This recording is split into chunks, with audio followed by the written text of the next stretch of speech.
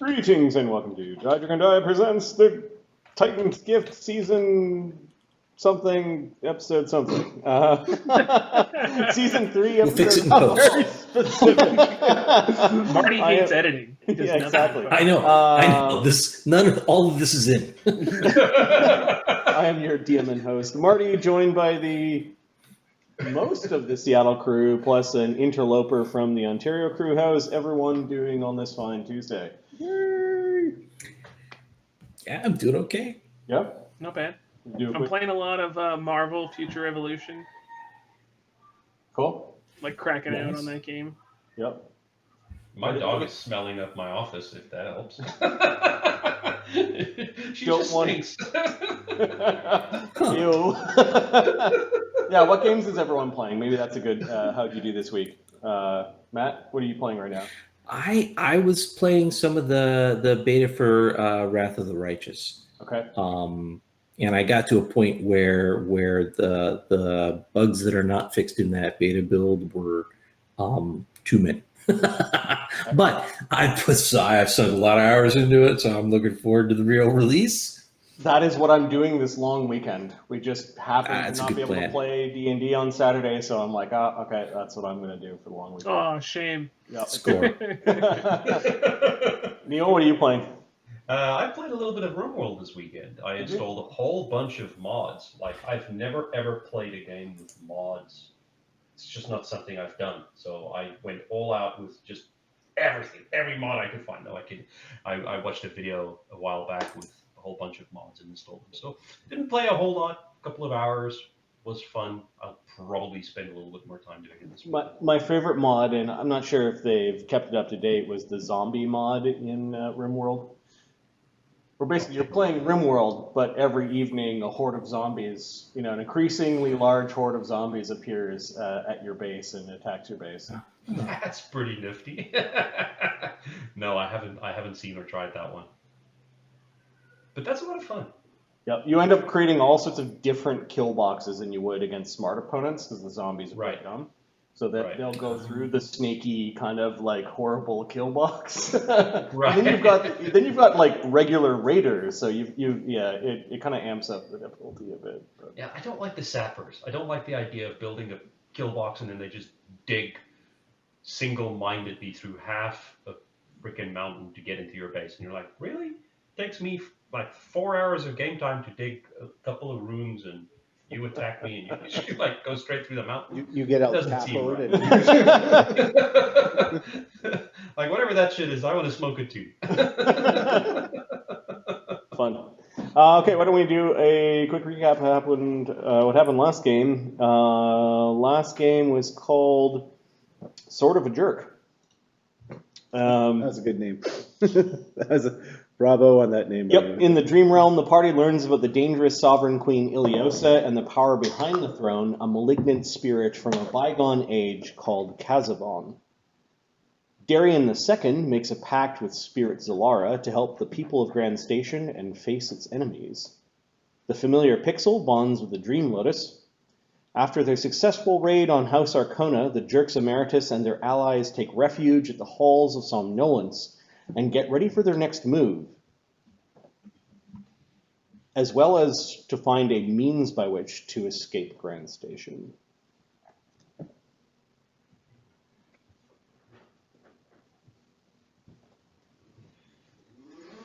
All right, I think we resume with everyone relaxing. It's sort of like the day after the very busy day of fighting at the Palace of Arkona and the vivified labyrinth beneath. You've begun to separate and identify some of the goods, and you are starting to, you've unpolymorphed Neolandris and Van Carlo, and are ready to make your next move. I think there were several plans that were being made. Bukerbeck is going to take some folks to go and look for a planner key for Bosquera, and perhaps even for Grand Station. Neil Landis is going to go with him. They're also going to fetch Ludo. Arthur Soon is going to go with them as well. Salvatore Scream is going to stay at the Halls of Somnolence as he's been pretty sleepy since his time in the Dream Realm.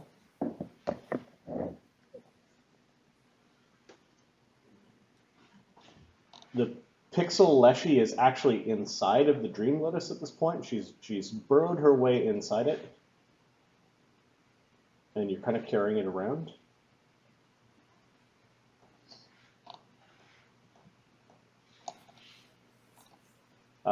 It's almost like she's undergone some sort of hibernation within the plant. That makes sense. The Dream Lotus tendrils have all are beginning to die off. Like maybe the whole plant has to sprout new vines and flowers. It doesn't look like you'll be taking any dream journeys anytime soon. Darian II is pacing around. He does not look like a turtle man. The professor is doing some sketches and talking to the crawling claw about some permanent illusions he's going to leave behind in the city as a parting gift for the Sovereign Queen and the troubles she's given you or is about to give you guys. Oh, are we going to pick up any of the things that we have at the Villa Malavoa?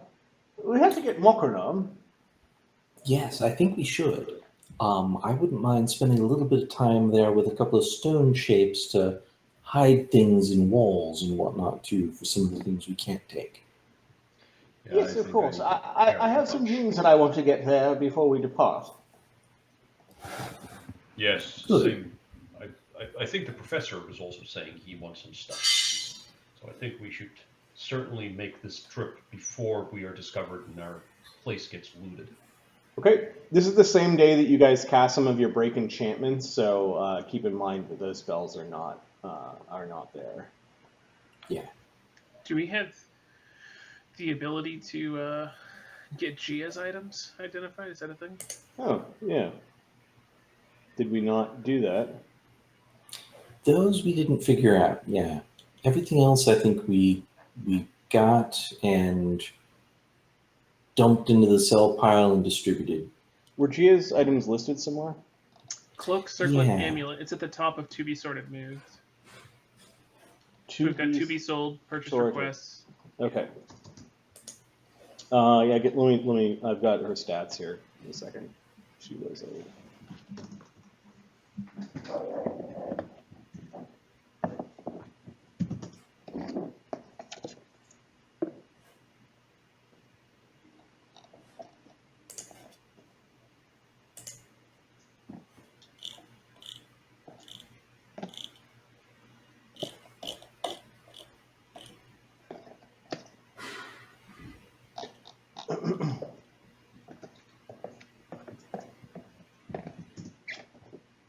I don't know if there's any discussions going on while I just quickly look up her items. Right, so we're going to go fuck up these alchemists before we leave town, right?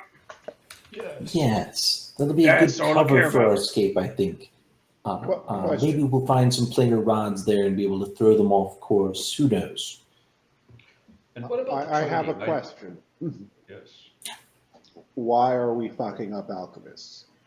Oh, it's an excellent question, my friend. So you're like a good person, right? Well, these are bad people. These are very, very bad people. They tortured and murdered me in a diplomatic party of my family. They took my insides and made me look at them while I was on a table. And they're all, they think tearing apart us inherited races is all well and good. So, fuck them all.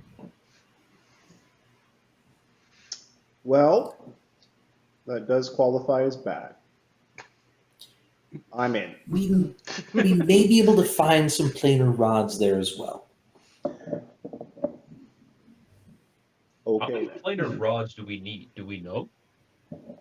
Oh, as many as we can find. One per place would be nice. Really, we just need the one for the place where we're going, Bastera.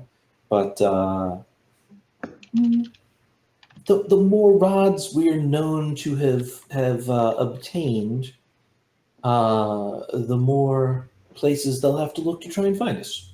So while we travel, I've been looking at this hedge chain fence that I have. You may remember it. It's Oh, yes. it defends against evil outsiders. Very nice, yes. I think we should not forget about this while we travel. Like, create a safe space somewhere. Yes, if we're not plane shifting directly, if we're moving in between, yes. And once we're there, to protect sort of our little camps. Yes, I think it'll be a strategic thing we should not forget about. Indeed, it would be very nice. I'm almost ashamed to say that we haven't used it for so long. It was all dirty. I had to clean it. All full of dust. It has been a while. Bottom of my bag. I think these Salvatore paintings we'll probably want to take with us. They seemed to think that Salvatore saw things that were yet to come. And I don't think we want them to fall into the hands of our enemies. So we've got some pretty good craftspeople here. We can simply take them out of the frames and roll them up. And then perhaps Makronom can carry them. I was curious as well. Yeah, if they're too big for Makronom, can we cast a spell, make Makronom bigger, have him eat it and keep it? Potentially. There are also spells that could make them smaller, although they're not permanent, I don't think.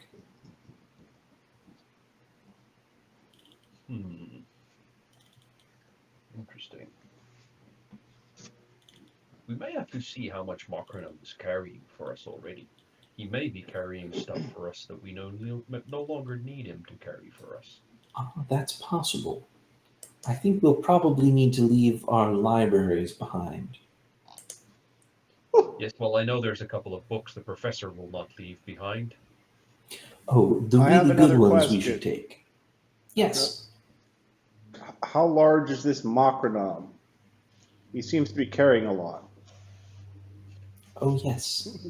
Hard He's to looking at the explain. fan. Is he a brother or something? I mean, they look about the same. Makronom has more trunks, let's say, when he wants to. Right. Oh, I get it. That was a good one. Versus I don't. his tusks. I trust I will meet this Makronom. He's just like a backpack. He's got teeth and stuff.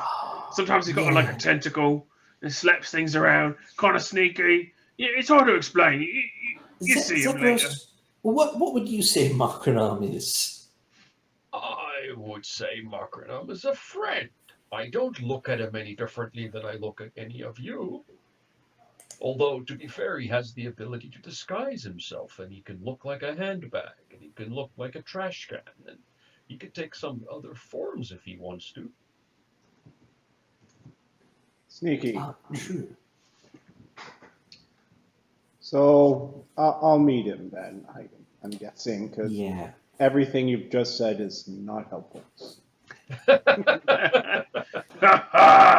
He's really good at keeping things. We'd hate to spoil the surprise.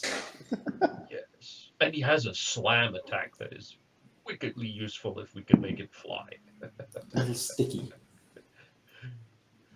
All right, I'll be going to the Golden Dome, the Vault of Commerce. We're going to stop by Vincarlo's place to carefully look for Ludo. Excellent. Unless Ludo's with you guys. I forget where Ludo ended up. Ludo? I think Ludo is at the villa. He stayed at Villa Malabella. Ah, Yeah, and then you fetch Ludo. absolutely. Perhaps then Neolandus and Vincarlo should stay here, given that they're quite famous personalities in the city. Yes, this seems like maybe the safest place at the moment, since it's not really associated with us publicly yet. I'll go with Arthur soon. I'll meet you back here this evening. If we're not back by, say, midnight, then come looking for us. Same goes if you're not back by that time as well. Agreed? Right. That sounds great. Hey, But like, if we're not back by midnight, and there's a big alchemist tower that's like on fire, and you hear a lot of like fun and games coming from it, don't ruin my fun. We're not I gonna would attack you highly quite yet. advise to take out your vengeance upon those that, how shall we say, deserve it. Agreed. A great amount of commerce goes through the Tower of Alchemy. But that's not why. If they're breaking any of Grand Station's laws, and I mean the laws before, and he's now stroking his big chin, before Queen Ileosa, you know what I mean. Right? Yes. We'll have limited time, so that will limit the damage. Sure. Yeah, sense motive. You don't know many of these people? Nope. I am. All right. Because I'm a smart player playing a paladin in a not good party. My sense motive is +4. Good job, buddy. 17 is still not a bad roll for someone who's not trying to hide things. Boogerbeck has it makes sense that he doesn't want to take part in this attack on the Alchemy Tower. If he is a god of trade, then yes, alchemists spend and move a lot of money. Yeah. A lot of people go to the Tower of Alchemy to buy anything alchemical, potions. Previous monarchs leaned heavily on various arch alchemists. In fact, give me a knowledge local station or a knowledge nobility. I have neither, though I really feel like I should have had knowledge nobility in there for sure. I have knowledge and ability. Are we listening to the conversation? Yeah. Okay, I just need to go to Twitch channel. Sorry, I'm not on there. Just an in check then? Sure. I'll add knowledge and ability next level. Go, 7. chat. Nah. Your int's 10? Yeah. Okay, so as a paladin, you've really not had the need to go buy healing potions too often. No, this character does not need healing. And when you required extra healing, it was provided by the Patreon Guard because there are a significant number of other paladins in that order. So you've never spent much time at the tower. You've seen it, you know where it is. Mm-hmm. Okay. Knowledge and nobility from Zephyros talking about the Tower of Alchemy. You know that an agreement was made long ago between a sovereign king of Grand Station and this group of alchemists. And as part of this agreement, the alchemists agreed to serve the sovereignty and were rewarded this magical tower. A statue of that king, whose name is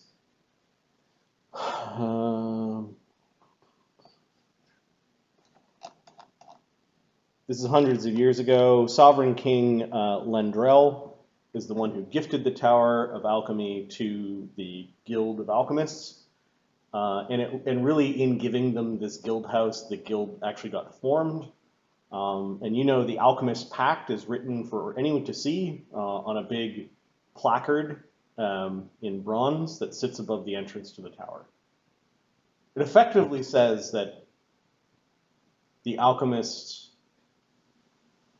vow to be loyal to basically kingdom and people. And what was his name? What was his name? Did you say? Did you say King Lendrell. Lendrell? Okay, there's a. Can I ask a clarifying question on Zephyros' behalf? I don't know if Ferris is sharing this knowledge or not. When Yeah, you sure. say gifted, do you mean like they built it for them, or like they handed them an instant fortress? You know that the tower, it's rumored the tower has magical properties. Okay. So The he would know. tower existed before the founding of the guild. Okay. As to what magical properties, that might be. I was just curious about that word gifted. Like, Yep. did they go, here's a tower? Or Well, in paper and okay, I'm good. I'm paper clear. and promises. I just think it'd be really funny if they like shook hands and handed him a tower. I would love to know about the properties of this. Yeah. Of this So magical the alchemist tower is over. It's somewhere between 100 and 200 feet tall. It is where in the city, you ask? Let's have a look. Grand Station. We described it before as on the edge of two districts overlooking the Gray District, which is where Thurgus escaped through the basement and actually went down into the Slough District, which is below below the big ridge or the big cliffside. Yeah. You went through some tunnels and sewers and eventually made your way into the Gray District, and this is where you found Thurgus. He actually crawled his way out of the old funeral district and went to the Jade Joy Lane and holed out in a shoe shop, I believe. This is going back a ways. But the Tower of Alchemy looms over the Gray District. In fact, some of the sludge and byproducts of their alchemy probably just kind of goes into the Gray District. And you were asking about the properties, if they are well known or if because you are students of magic, do you know it? Or if there's a way that we can go about identifying what it is. Well, given that it's a magical structure that has history in the city, and some of you are spellcasters and knowledgeable in such subjects, I'd allow you guys to do a communal knowledge arcana or a knowledge planes check. I've got a plus 21 knowledge arcana.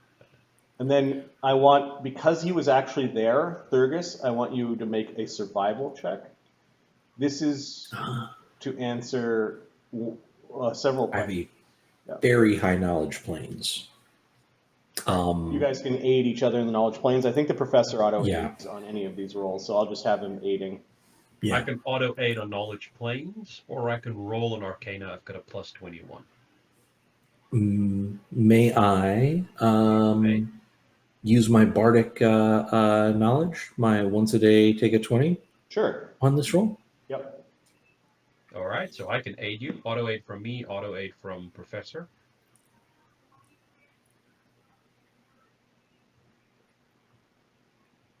That hits 51. Okay. I think we learned something. You know that the tower is magical in that there is too much space in the tower for its physical volume.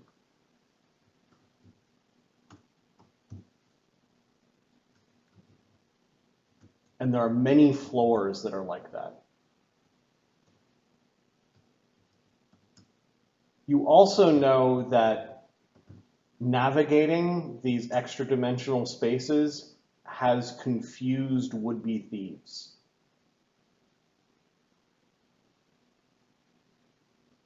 And with your 50, you know that the arch-alchemist herself has access to areas of the tower that no one else has, except for her and her servants.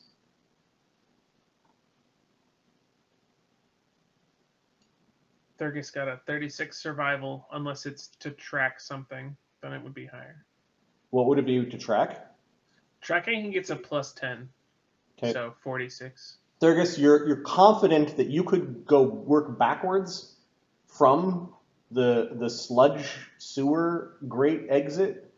You're pretty sure that the toxic sludge kind of slowly pouring out of the Tower of Alchemy actually broke some of the grates, ironically allowing you to escape. You're pretty sure you could track backwards, And the room that you track to is actually the morgue.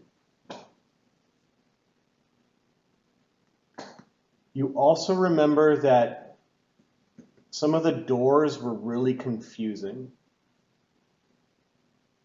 You're having a hard time. I probably just randomly ran through the place and just kept running. Well, you escaped in the morgue because they brought you from one room where the dissection was happening into the morgue where they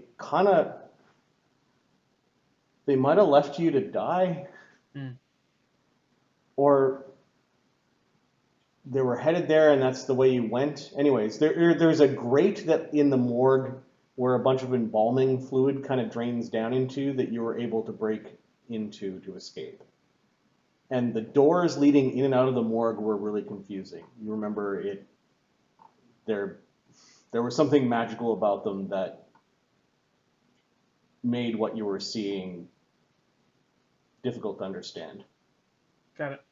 But you, with your 36, you know you could track your way back into that grate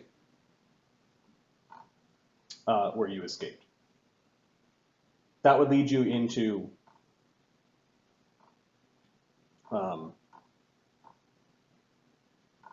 one of the, probably into the main floor of the tower. Right, well, since we're talking about doing this today, I'm pretty sure I could get us underneath the tower. I'm not sure if the way I escaped is like more guarded or something. We'd have to take a look, but we could still try that little pass wall trick we was talking about and maybe not come up in the room I escaped through. I think any advantage we can gain by knowing anything about the tower would be useful. Since it's extra dimensional, I don't think we'll be able to go through an outer wall and get to where we think. Yeah. Maybe not at all, but once we're in, maybe, it'll be interesting. I think it sounds very confusing. Well, I'm it's got to be wondering- easier than knocking on the front door. But much less fun. Well, there's something to be said about making a grand entry. Who would expect one of us to knock on the door of the tower and say, "Hey, I am here"? Correction. Knock on the front door and say, "I am Thurgis." That's it. That's it. Knock on the door, announce yourself. I mean, that would be a very bold move. Are we And really going to only- announce that it is us attacking it, or are we going to leave our enemy confounded and confused at the attack? I think Probably I would suggest we arrest the criminals. We what? Arrest, you're familiar with it? Oh, is Somehow that I something suspect people try to you've do been to told you? You are under it occasionally. Well, I'm sure I could give one of them an arrestful heart. I'm sure you could. However, where are you going given- with this arrest talk? Yeah, what's that all about? Where do we take them? We arrest them. Where do we take them? We That don't was believe what I in- was getting to, given that the law has been usurped by an evil bitch. Yeah, we're not okay with this. So, Okay, so we shackle them and then we like throw them in the lake. no, we will not increase the suffering, but we will stop evil as will be necessary. So if Besides, they, they probably have water breathing. so if they float, they are an evil alchemist. Yeah, I'm Got not. it. Yeah, It's a good plan. I like this new guy. I've and I read the pat the holy paladin on the books. back. Not everything in them is exactly literal. Well, there are other ways to punish our enemies.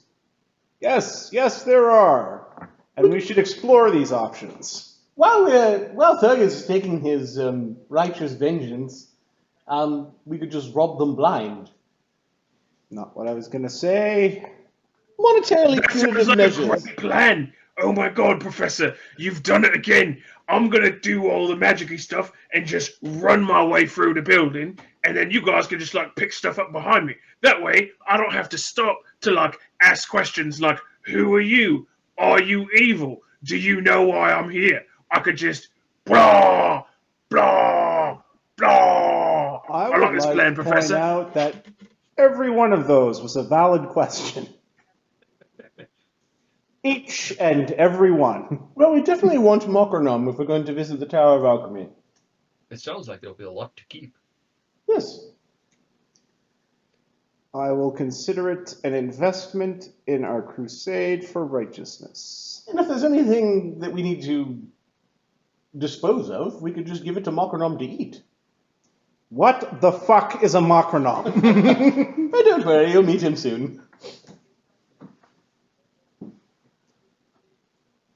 I think there's something to be said for going in, cleaning out, and then picking up what's left. Dibs on being the cleaner. But the question is there some truth to the sentiment? Is there a chance that there's somebody in there who is truly innocent? Well, I don't like this new guy all of a sudden. I feel like he's a good influence on you. I wouldn't say good or bad. Those are strong words. Zephyros, as a student of Arcana, you might actually know the answer to this question. Are there alchemists that work and are part of the Alchemist Guild that are not evil boogeymen? Okay, so Sephiroth knows the answer. You may know the names of some of the alchemists that work there. But does it? Knowledge Arcana. They all seemed shady to you. You don't have a good feeling. You're There's pretty sure they're all generally evil. a rivalry between the mages of the Arcanacrum and alchemists, but that doesn't mean that all the alchemists are bad. Let's see. 40? Would that do it? Yeah, if the professor is not, normally he's the one that likes to espouse all of his knowledge. Given that Thurgus seems to be hell-bent on clearing out the tower, he's not saying anything. But 40, yeah, you know a couple of names. So the high-ranking alchemists that you know of that do interact with, the populace, or that do their research at the Tower of Alchemy include there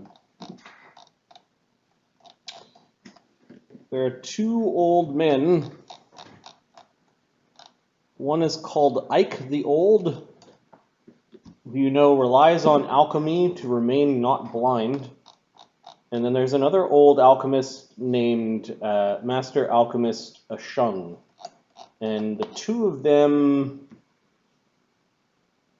apparently are working on one of them's obsessed with the concept of the Philosopher's Stone, with transmuting materials into gold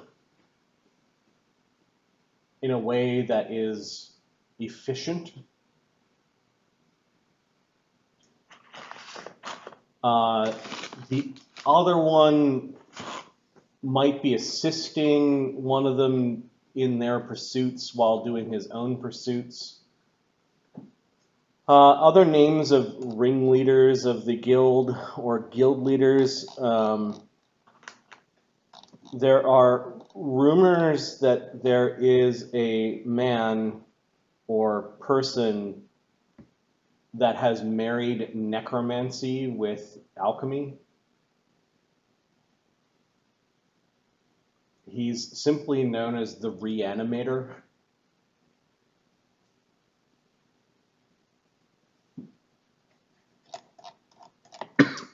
Another lead alchemist. Good to know. I'll prepare Death Ward. Another lead alchemist is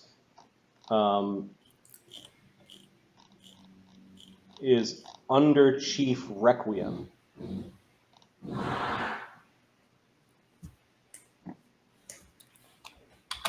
You're 40. You know that he's all about.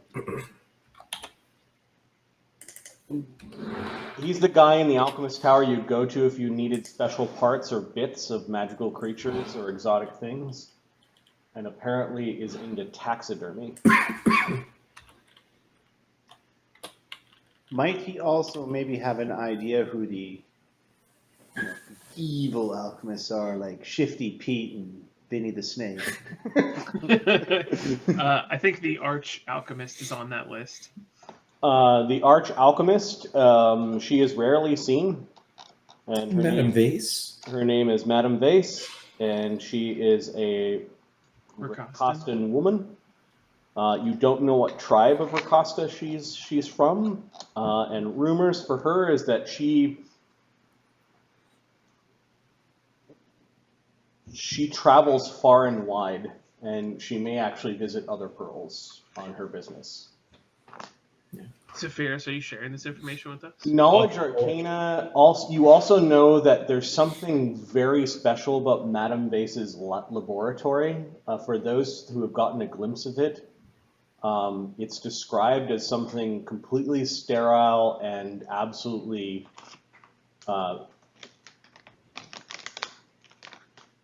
fabulous in its Cleanliness? no,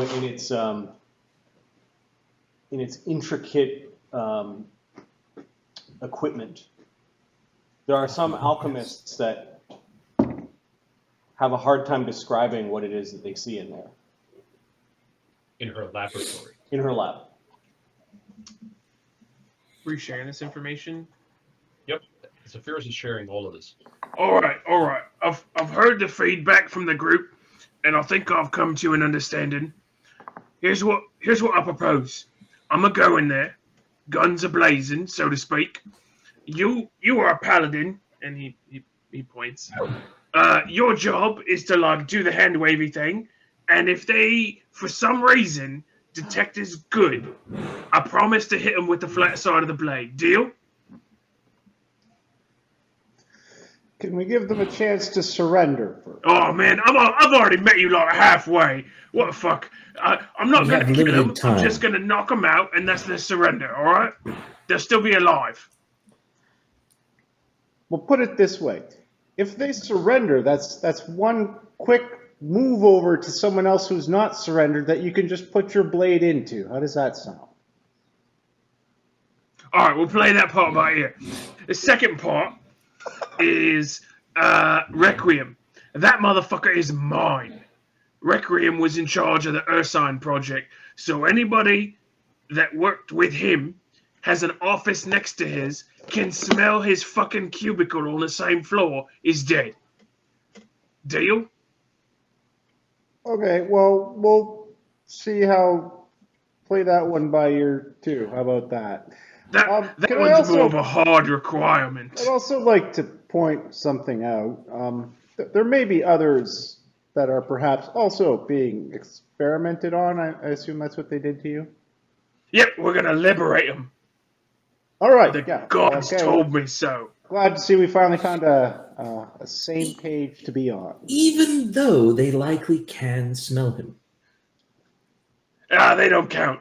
They're there by force. I'm saying anybody with a desk or a nameplate. Okay. any- Are there any of these names that Sephiros disagrees with slaying or dishing out justice to? You've never met any of these alchemists.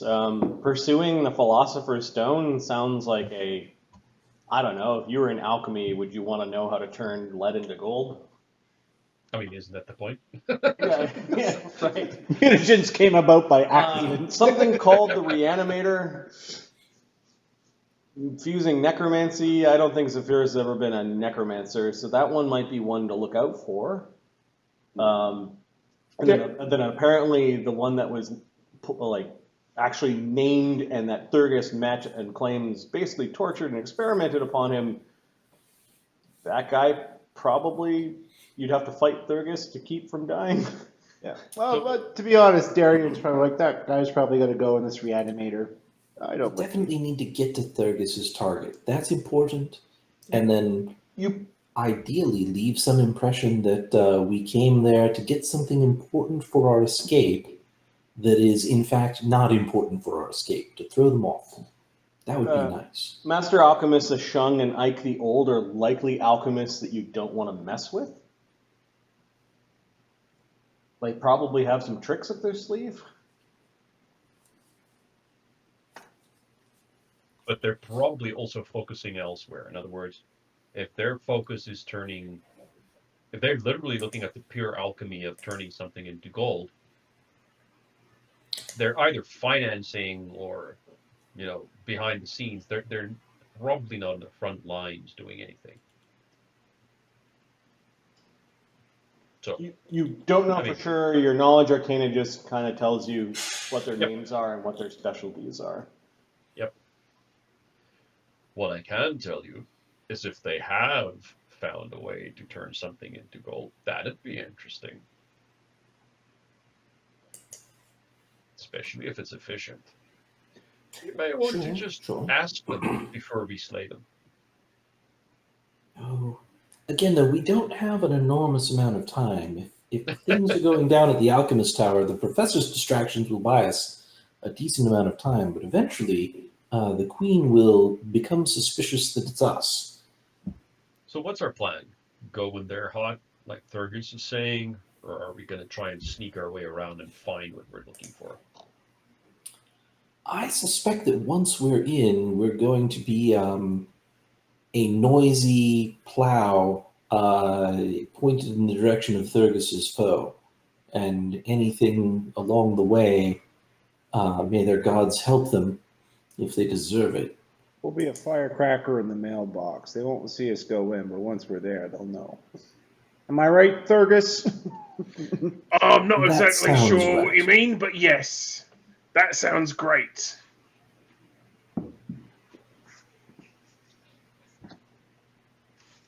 So then it's just a matter of getting inside. Oh, well, what about all this stuff that we have to sell? Says the professor. Really? We can't go on a trip without a bit of spending money. It's across town.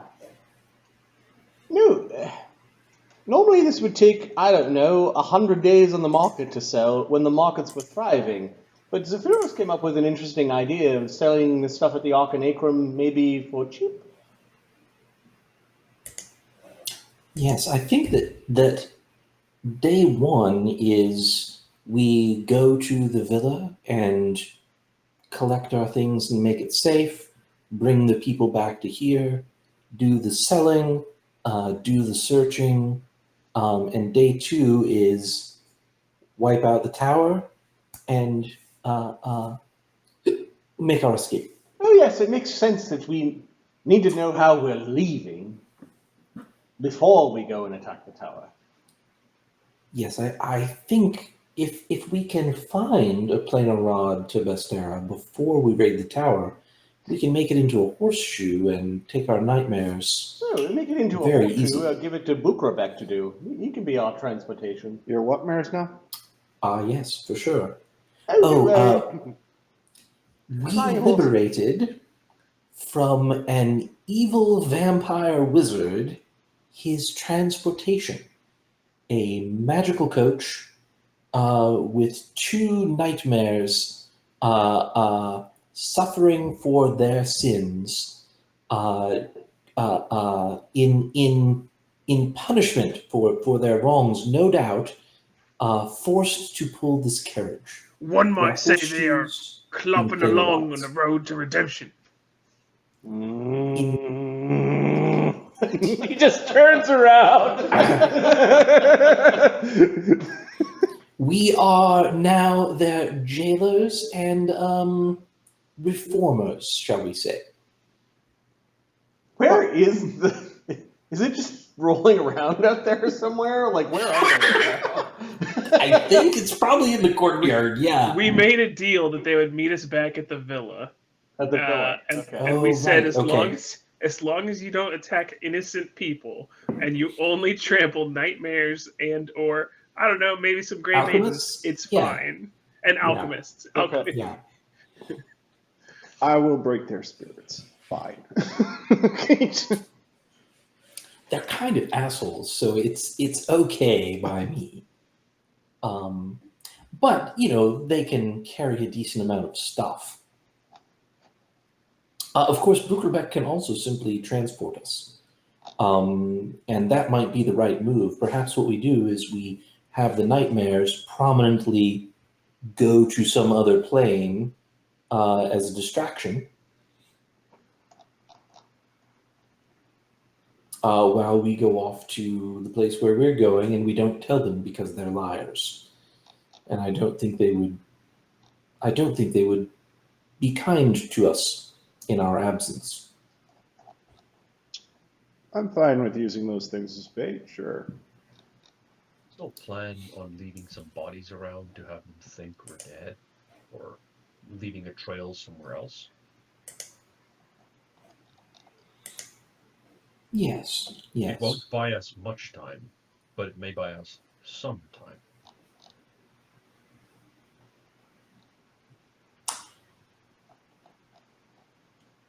How do we create the deception that we are not going where we're going?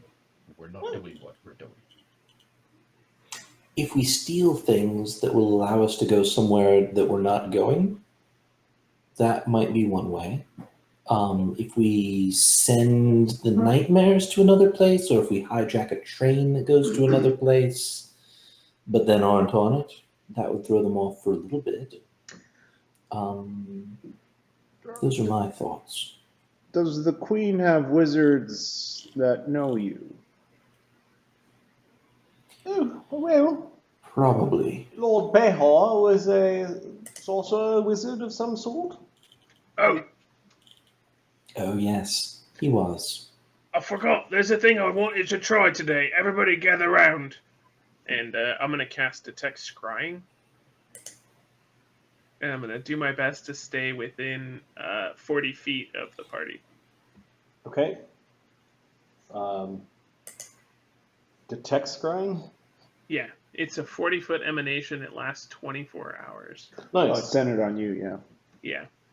Okay, so you're now going to prepare and cast that going forward? Yeah, I'm going to burn a slot in the morning just to make sure that All right. if it happens, I get to know about it. And there's a couple of other things. I'm going to say there's I a 1 in 10 chance that you're currently being scryed.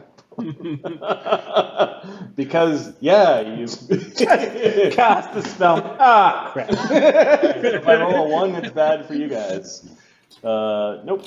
There are no scrying or sensors currently within that room. All right, good news, everybody. Nobody listened to our entire fucking plan. Good to know. Mind if I take the Gigante's crown? I'm looking at the items here. It helps with charisma. Go for it. If nobody has any dibs, I kind of like the look of that cloak. Take it. It's a nice cloak. It's yours. That necklace is also fantastic. I don't want to wear it myself, but we shouldn't sell it, I don't think.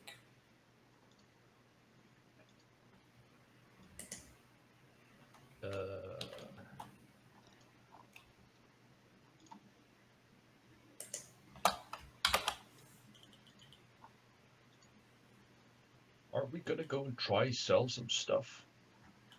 Yes. Do we want to go there first, or do we want to go to the villa first? No, day one was the cleanup of the villa, right? Like I think some people go to the villa and some people go to sell things. yeah, That was what I was thinking. I think that is a fair idea. And we were talking about maybe going the route I suggested to sell some of the stuff. Shall I go with? I'm not great at negotiating prices, but Yes, and it is they're my character. not very inviting towards me. I'll go to the villa to pack up my things. I trust that you'll not pocket any of the extra coin. Me? A thief? I'm a tusker.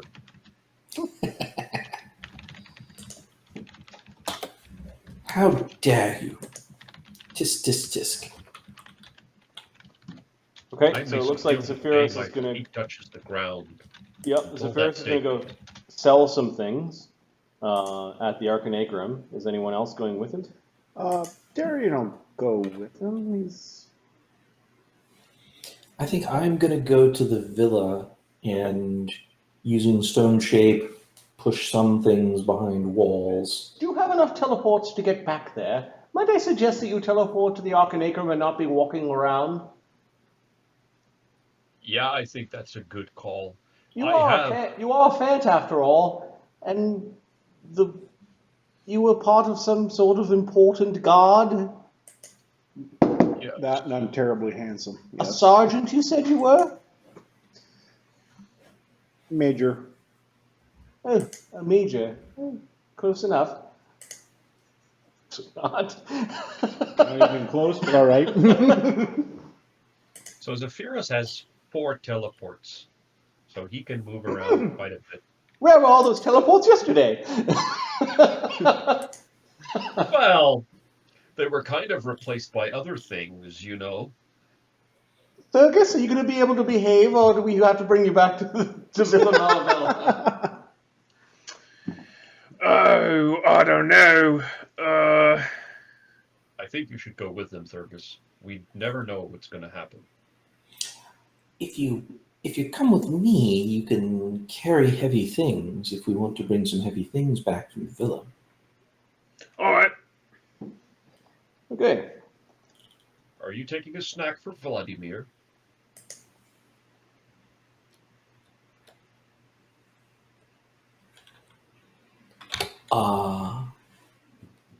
Am I taking a snack for Vladimir? Yes, the cat's still there, isn't he? Oh, that Vladimir, not Uncle Vladimir. No, no. Is the cat? The cat is in the hut, right? Oh, that's right. I'm thinking of the hut, not... oh, I'm sorry. I'm getting my signals crossed. Yes. And Ludo, of course, has the other cat as a tattoo.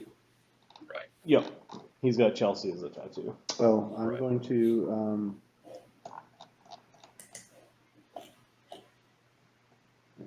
All right. Which one do you want me to do first, the Arcanacrum or the Villa?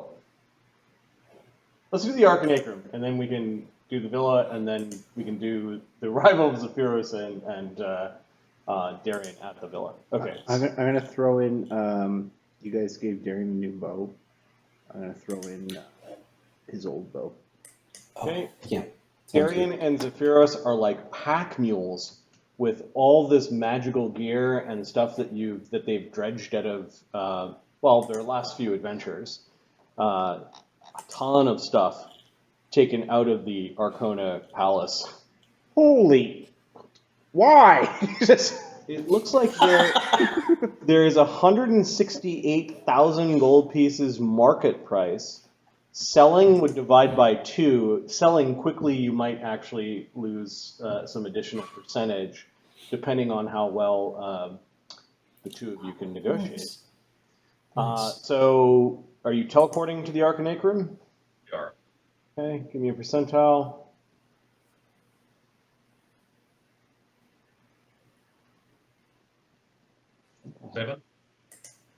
Seven? Okay, so you have no problem teleporting to the politely to the front courtyard outside of the Arcanacrum itself. I'm pretty sure. There we have some tokens. And of course, I'm a guild wizard, so at this point, I'm sure they're going to recognize me. Yep. So you arrive just outside the massive tower of the Arcanacrum, and Zephyros doesn't stride, he basically glides forward. There is a mage at the front desk that recognizes you as a guild wizard. When you show him your arcane mark, you do have to sign in, which is Zephyros basically you prepare arcane mark as a spell? No, I don't have Arcane Mark as a spell prepared. Should I have it prepared? I I mean, if Zephyros knew he was going to go there, he probably would have prepared it. Sure. So as a cantrip, Zephyros makes his arcane mark in a book. What is your business here today, sir? And your guest is... Let me introduce you. Zephyros says nothing further and forces his guest to introduce himself. Your helper? Says the young Yep. wizard at the... Just a helper. Are you a guild wizard? Oh, I'm the guy carrying this crap. Now, gonna help or what? What is your name, Porter? And you see him write down underneath the Arcanacrum, additional guests, fills in a little box, and he writes in Porter. That is my name, actually. Porter. Mr. Porter. Porter, Mr. Porter. Yes, you know, there's lots of Smiths who Smith. Same deal. How are you addressed when you arrive here? In armor. He blinks. He Geared writes to the down fucking T. Mr. Porter. But you immediately notice that he goes to some book that's out of view and he scrawls something Very down. dangerous job. Mr. E. Porter. Mr. E. Porter. He doesn't. He's not of a rank that he's going to question you. You're pretty sure the questions will come afterwards. Is there any business I could help you with here today, Wizard Zephyros? There is. First of all, I want to check in on Goba. He's at the Arcanacrum for training. He's an apprentice. Oh, that is good. So his training is going well. Or wait, who is Goba? Goba was the last time we were here. Yeah, There was a small little elephant. There are hundreds of wizards here. The apprentice that's sitting at the front desk is asking you who Goba is. Does Zephyros know how to explain Goba? Yeah, you've received some schooling here. You know you're going to have. He's either become an apprentice or is working to become an apprentice. He's sponsored at this point. Correct. Oh yes, the classrooms and dormitories are to the left. Good. And we have some fares to sell at fair prices. Could you direct us? Yes, you can use one of the vaults or go to the end of the hall to the left, and he actually, here is a key for the empty vault. You can display out your goods there for identification. Okay. And then one of the clerks will be assigned there shortly. sure, I will get Porter here to carry the stuff, and we'll put it out and get it. He gives you a dirty, dirty look, but does not argue. He says, as he is not a guild wizard, he will have to wear one of these. And you can see there's this gossamer, like, ribbon. Nope, it's a blindfold. How am I supposed to get to where I'm going with a blindfold on? Carefully. You will walk with me. It will be fine. You're gonna put on the. Puts it on, yeah. Okay, you put on the blindfold. You should be able. It's like it's a little bit see-through. Mm-hmm. You can kind of make out shapes in front of you, but then the vision stops. Like there's something magical about it where you have maybe a 10-foot radius vision. Enough. Just walk in front of me, I'll be fine. He can actually sense Zephyros. Oh, nice. He's got life sight, so he can sense the living within 30 feet as per blind sight. Okay. Cool. So apparently, putting on blindfolds on your new paladin friend, he's got no problem navigating the hallway. Well, no, he can't see the walls. He's got to follow where Zephyros goes.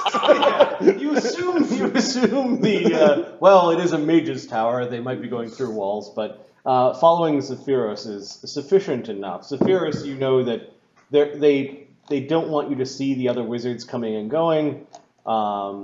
They don't want spies, but as a guild wizard, you are able to go in. They're doing gross sex stuff in here, aren't they? Some weird, gross sex magic stuff. That's what's going on in here, isn't it?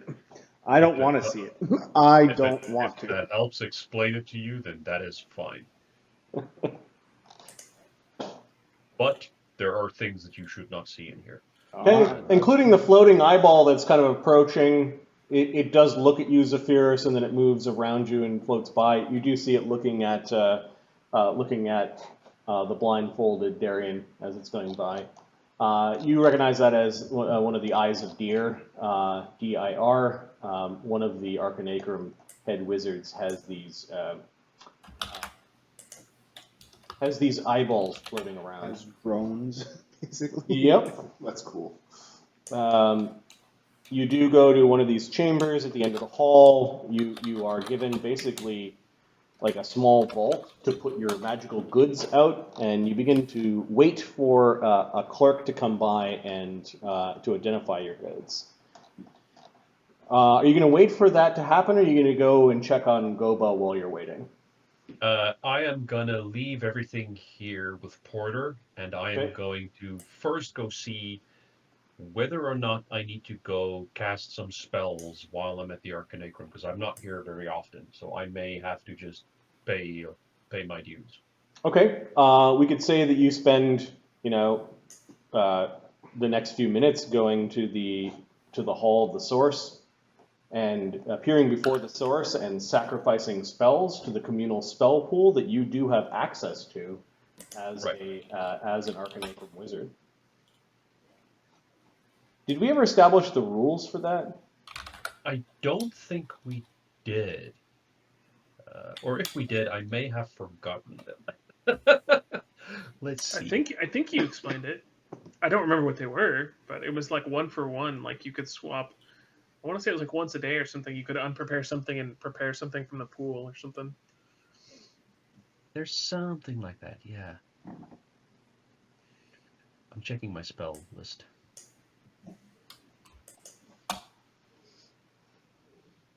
Okay. We've got Magical Sash from the Arcanacrum receives 2% discount as initiate. No, you receive 5% discount as a guild wizard.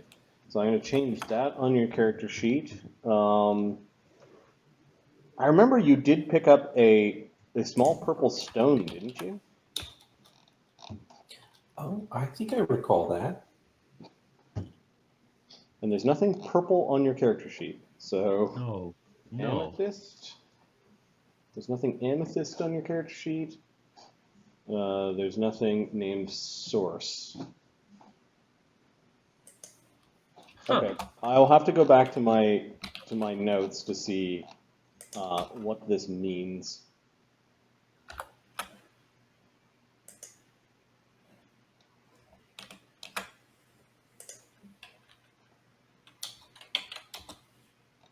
And maybe check the tapes. Okay, so I'll mark that down as a to-do. Okay. You pay your debt in spells. This is supposed to be not a combat day, so do you also update your highest level of spell that you can cast? I do. Okay. So Zephyrus is gone for a bit while he's doing some of his duties. Before you, can I take this blindfold off now? No, unfortunately not.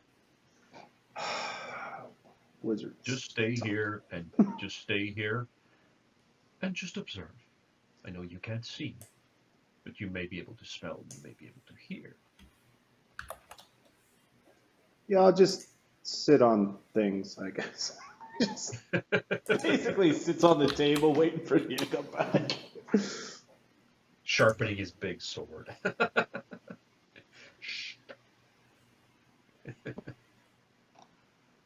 Okay. A wizard does come in while Zephyrus is doing his...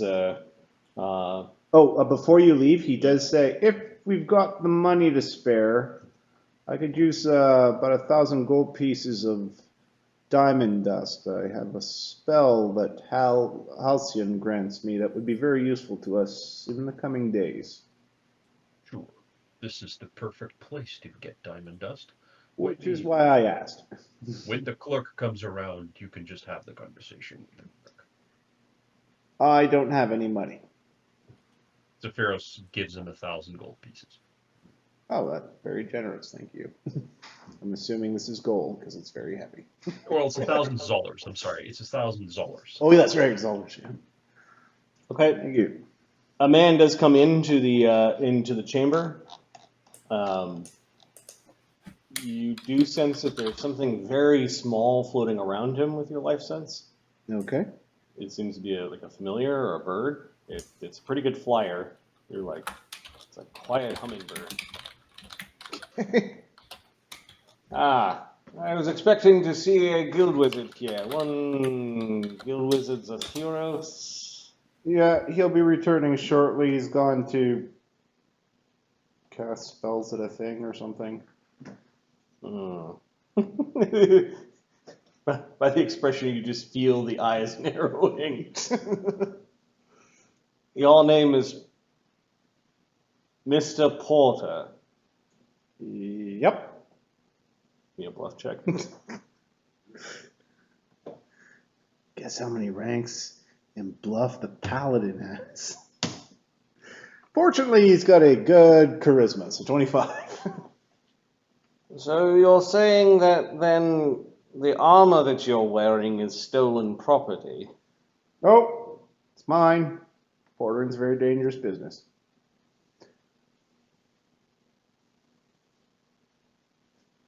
Look at all the valuables here. He's kind of stumbling around, like with over here, or there's some back here. Interesting. I shall have words with Zephyros when he returns. You could leave a bell or something. I can ring it when he gets back. I will just step outside. Okay, the little hummingbird thing comes right up to your face and then flies out the door. He mumbles to himself, that guy really sounds like an asshole. The goods that you have here are like you robbed some sort of magical armory.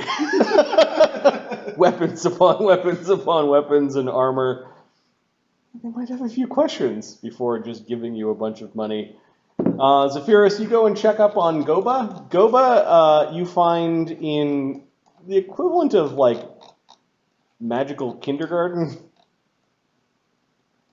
They are learning how to cast prestidigitation from wands of prestidigitate, and they're making fanciful-looking pictures and illusions and effects with the prestidigitation when you stop at the classroom. The teacher kind of does the thing where it's like, oh, everyone, we've got a surprise guest today, and kind of put Zephyros on the spot. We have a guild wizard who is also a Tusker, and they're all like amazed and wowed, and Goba comes running up to you just full of magical paint. He almost throws his trunk around you, but then he stops and then he gives you a bow, like a little bow. Zephyros! I know him! He's a guild wizard! Yes, I'm also the one who's paying for your schooling. How has it been? I've learned cantrips. Really? Show me one.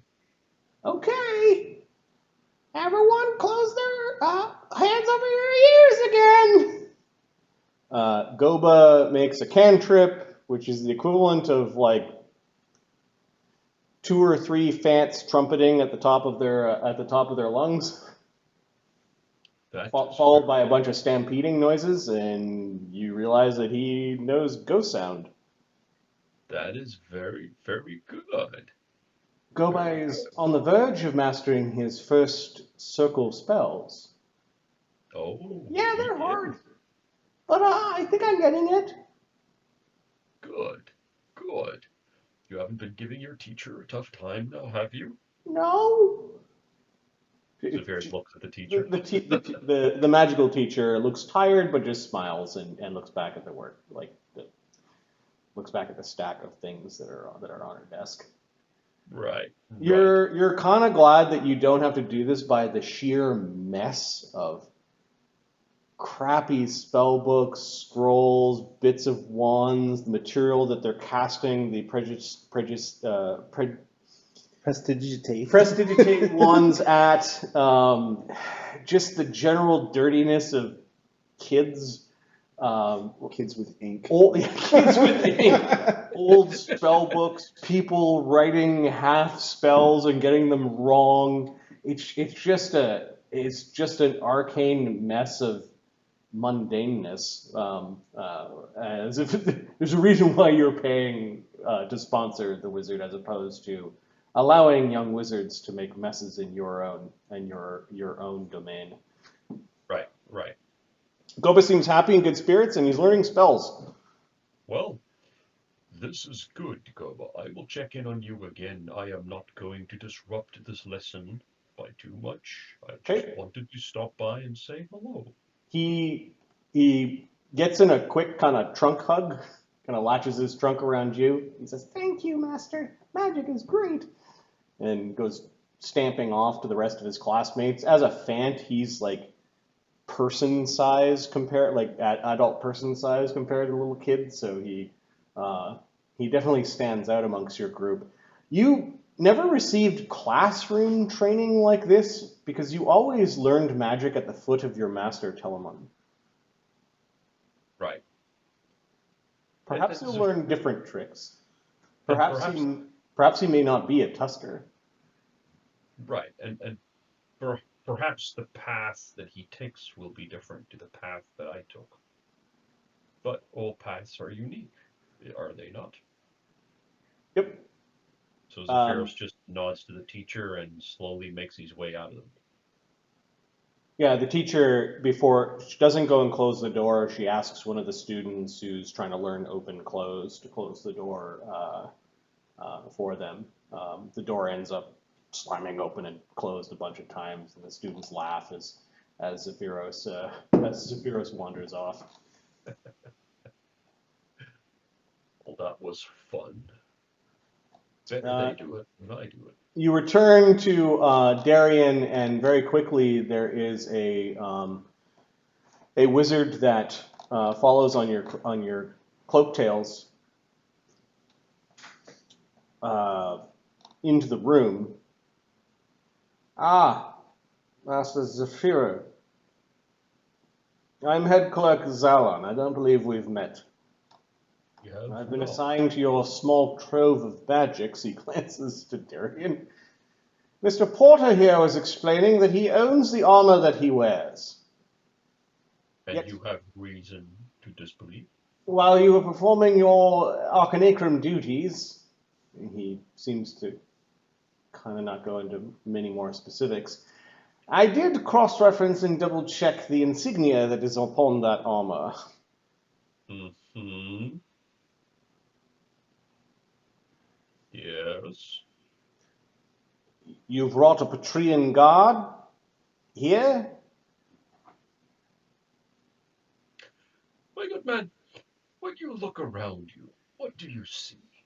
I see a bunch of weapons and magical items for which there is no paperwork. That is right. What else do you see? Do you see walls and safety? Do I see what, sorry? Do you see walls and safety? Do you like sitting in your private sanctum? I'm not sure if this is some sort of veiled threat, but I'm not following your meaning. What I am saying is the world outside is dangerous. The world outside is chaos.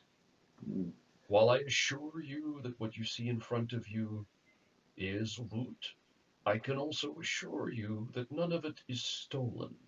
It is all hard worked for. I have been doing my duties, and I do not appreciate coming back here to be questioned in this manner. Accused of thievery. That's what he's doing. Hey, I agree with you. But I shall overlook it this time in the sense of duty. He's merely doing his job. Give me a diplomacy check. Okay. You can aid. I had to aid. But you're also trying to make up for lying to the guy. Did he know I was lying? Yeah, he's suspicious of all this stuff. My He's bo- diplomacy is so- great, just so that you guys know. I'll give you the +2, but yeah. All right, so +2. So with a +2, it's at 5. Holy crap. Well, this is the last time, Darian. Let's say you take the lead on this. 11. Well, I suppose there is no harm in us having a look at these magical items and holding them in escrow until a suitable time goes by, allowing previous owners, should they have been lost, not stolen, to claim them. I believe a month in escrow will suffice, and then we will open up these items to the internal markets here, and the markets that we have at our disposal at the Arcanacrum. Will that suffice? Yeah, can we also get like 1,000 gold pieces in diamond dust? Oh yes, I nearly forgot. Thank you for reminding me of that, Porter. I would like 1,000 gold pieces, or 1,000 dollars for gold dust. Thousands. Yes. You're looking for Zolas for these magical goods immediately? That would be best. All right. I mean, I guess you could go and look for Spider and ask him if he wants any of his stuff back, but you're not going to find him. You might also go look for Rolf the Necromancer. You're not going to find him either. You know these names. I know you do. And I also know that you know that I was there cleaning up the mess. Yes, if these things are coming from the places that you say, he glances at Darian again, kind of like reading into, like, oh, Sephiros hunting bad wizards, and there's this knight with them. And they might then have to be placed in storage for a time, until things pass over. Leave it to wizards just to wait until dark things pass over.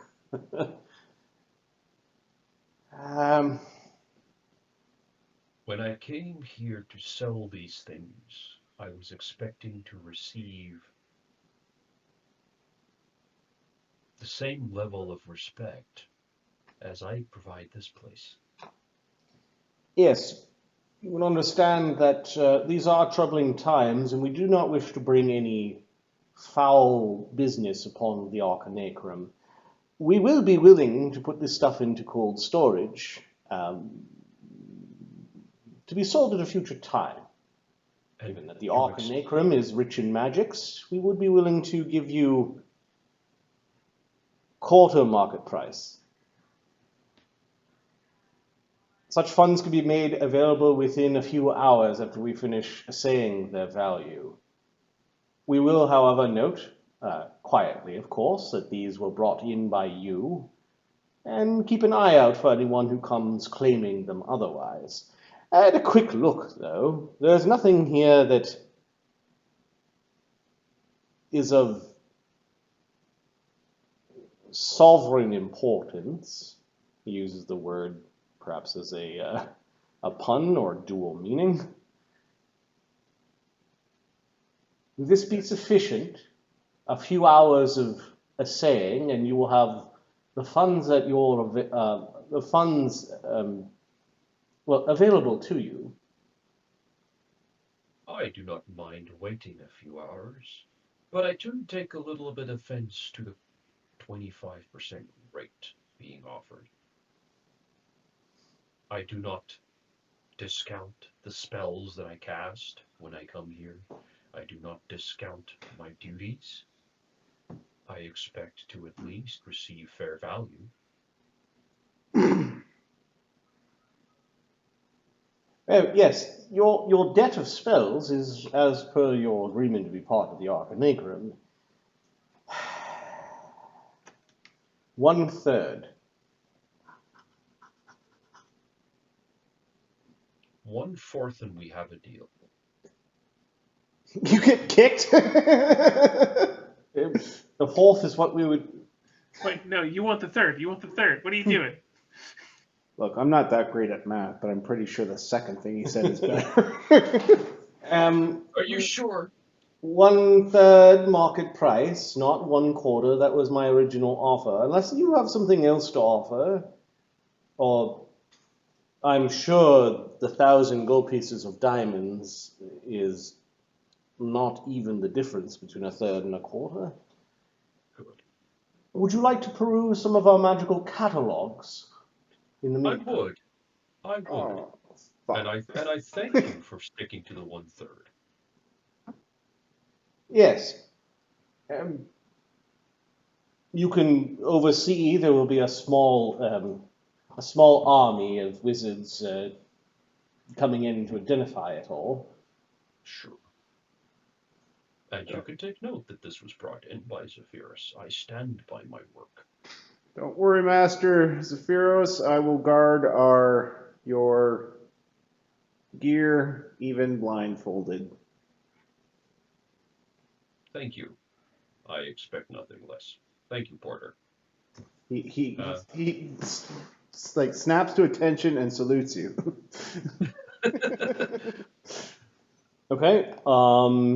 Small army of wizards come in. They start identifying things. When a wizard has a hard time identifying, another more senior wizard comes in. This song and dance looks quite organized, orderly, and the head clerk, Zalon, is running the show. That floating eyeball doesn't come back. Apparently, it went in only the first time to look at all the goods.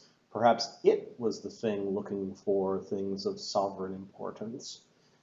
Pretty soon, the tally comes to 168,604 market price. Divide by 3 is the Arcanacrum owes you 56,000 gold pieces and change. They are willing to provide you 100 gold pieces of diamond dust or diamonds. 100. 100 or 1,000? You guys said 1,000. Yeah. So they are able to provide you that. Okay. They do have a catalog of some items that they seem to be trying to get rid of or trying to sell. And let me... They're having clearance sale? They're having a fire sale.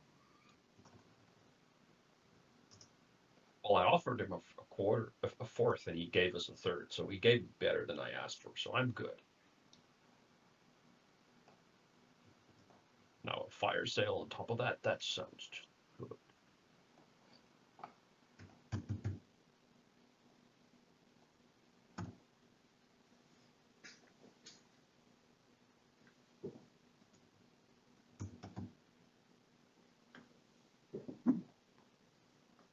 Okay, the things that they have to offer that are kind of in the that are in that range include a Ring of Wizardry 2. That costs 40,000 gold pieces.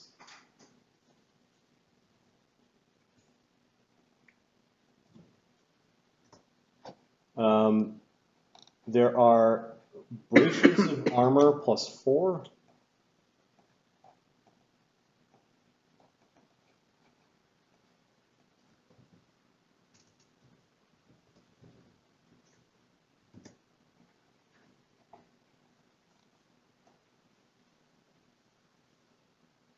Which are 16,000 gold pieces.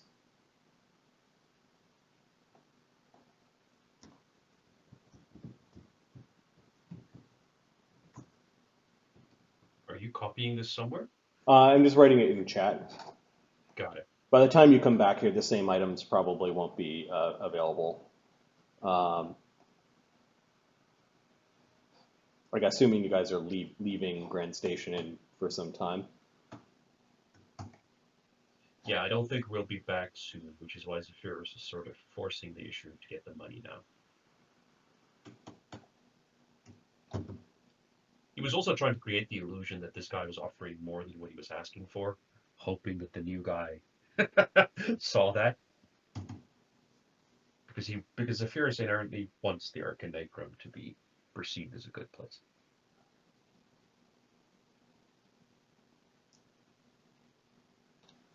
On the way out, he actually asked you, so how do they make the diamond dust? Do they just shove it up that guy's ass and waiting for him to fart? This is not the place for that kind of conversation. He's a clerk. Yes, but he gave us a good deal, did you not see? He gave me more than I asked for. So the other items are kind of like trivial. Are you interested in purchasing either the Ring of Wizardry 2 or the Braziers of Armor +4? You know what? I'll stop being lazy. I'll find one more item. Rule of threes, man. Rule of threes. It's telling me I'm not in a chat. I don't know why. This thing always is weird. A pair of dimensional shackles, 28,000 gold pieces. What does that do?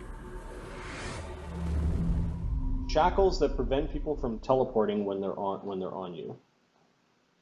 Handy against wizards.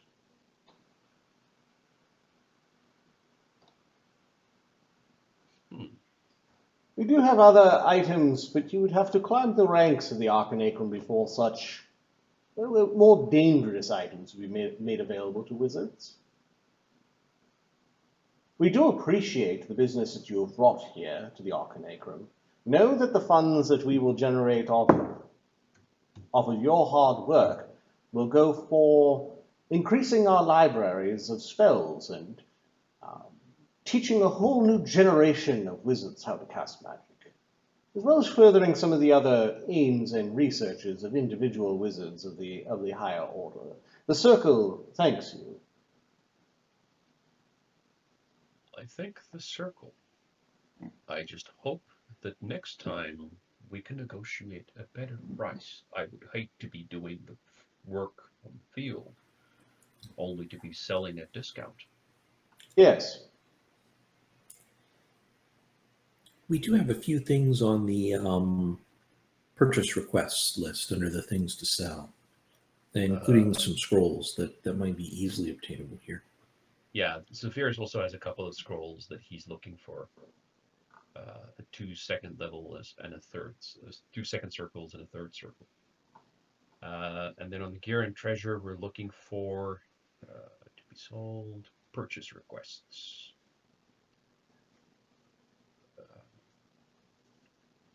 Okay, so are you making these requests now? Yes, I am making these requests now. All right, Scroll of Detect Scrying. What's a 4th level scroll worth?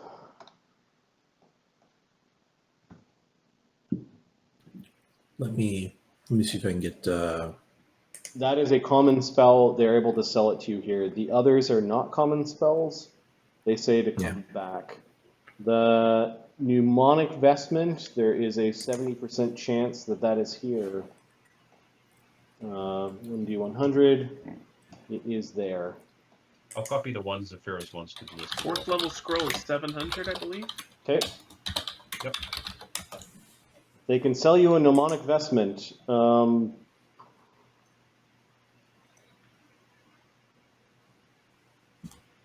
Yeah, they sell you a focus for that spell. They have that spell as well. They, in a rush order, they're not going to be able to provide you non-standard spells. The Polymorphic Pouch. Fair. D100. Who wants this? Professor. I'll roll his D100. 70% chance the Polymorphic Pouch is there. It's not. The Wand of Inflict Wounds is not. The Wand of Inflict Light Wounds is.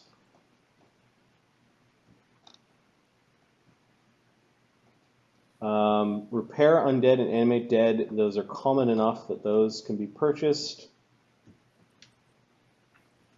I'm kind of moving them up.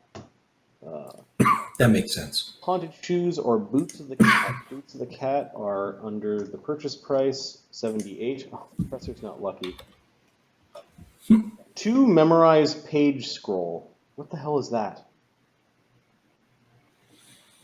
Memorize page is useful because it lets you memorize a scroll and then transfer it from your memory into a spell book without consuming the scroll.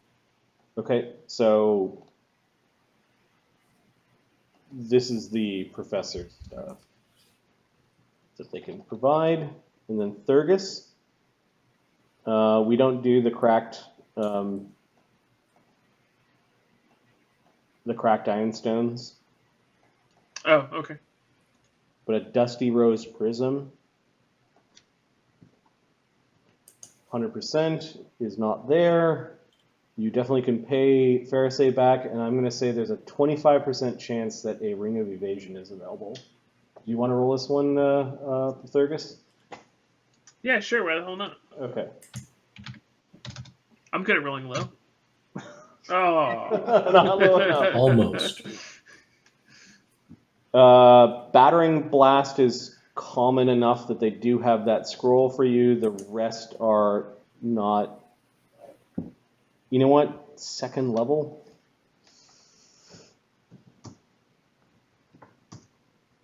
The retrieve item 1 is available. Right, the battering blast and retrieve item is available. Okay, got it. Yep. All right, and we'll give some percentages for those top 2 scrolls for Pharisee. Tough Crowd, we're going to say is a 50% chance, no. And Cave Fang sounds a little more rare, so we'll say 25% chance, no. All right. So I'm going to subtract some of the money. So 1,000 gold pieces for the diamond, 700, 5,000, 1,500.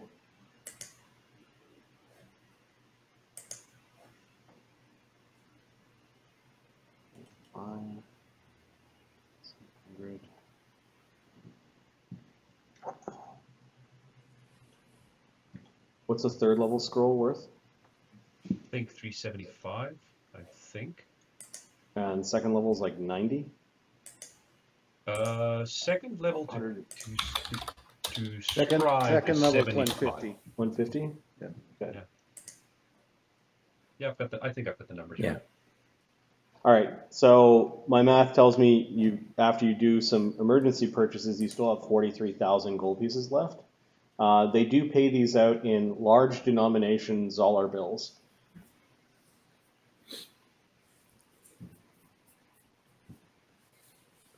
All right, so Zephyros has 43,000 Zollars on his character. You take back. Okay. Plus a bunch of stuff. This takes most of the afternoon to do. Let's go back to the Villa Malabella.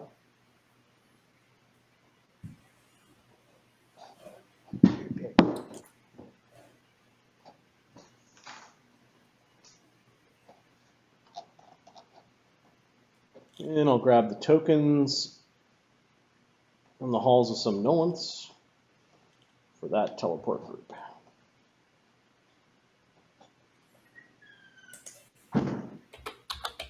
Professor teleports you guys into his occult parlor. Whew, there we go. Right on spot. Ah, delightful. Now, leave me alone. I have some packing to do.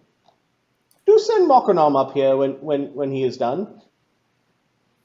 All right. Sounds good. I'm going to start shoving books behind walls and things like that. Yes. We should have got Zephyros to get us some extra dimensional pockets. Perhaps, yes. Where's Zellara's... Oh, it's not here. Maybe we left it downstairs. If you see Zellara's scrying ball, crystal ball, could you make sure you nab it? Oh, yes, yes. I'll go ahead and put that in a pouch of mine, if you don't mind. Sure. Okay, out with you. All right, all right. He shouldn't have teleported you to his occult parlor if he didn't want you in it. You can hear some clapping and some laughing downstairs. Oh yes, the artists are all still here. Yes, let's wander downstairs and Right. let them know that this may no longer be the Do it place again, for them. Markernam, do it again! And you notice that Actually, no, are the artists here? The artists are not here, but yeah. Or no, they are. They are. you notice Ludo standing on a bench, and he's got a bowl of apples, and he's like whipping an apple, and Makernam looks like he's been training with his tongue, and lashes the apple out of the air, and How delightful. another one for eating, Makernam. Oh, hey. Looks like our friends are back. A bunch of the artists look around. This place is very messy, full of books that have been borrowed and utensils, and probably every bowl and plate in the kitchen is now in this room, stacked upon one another. It looks like they found your wine or any of the whiskey that has been left behind, and it looks like they've been having fun. It has been a resounding success. In fact, we've freed your acquaintance Salvatore and his friends, your benefactors in some sense. The gnome Zedediah Gede. And how is the racked, tortured soul of an artist doing? He's very tired, which is weird because he's been sleeping for so long. But he was a pig, so there you go. Or maybe he wasn't.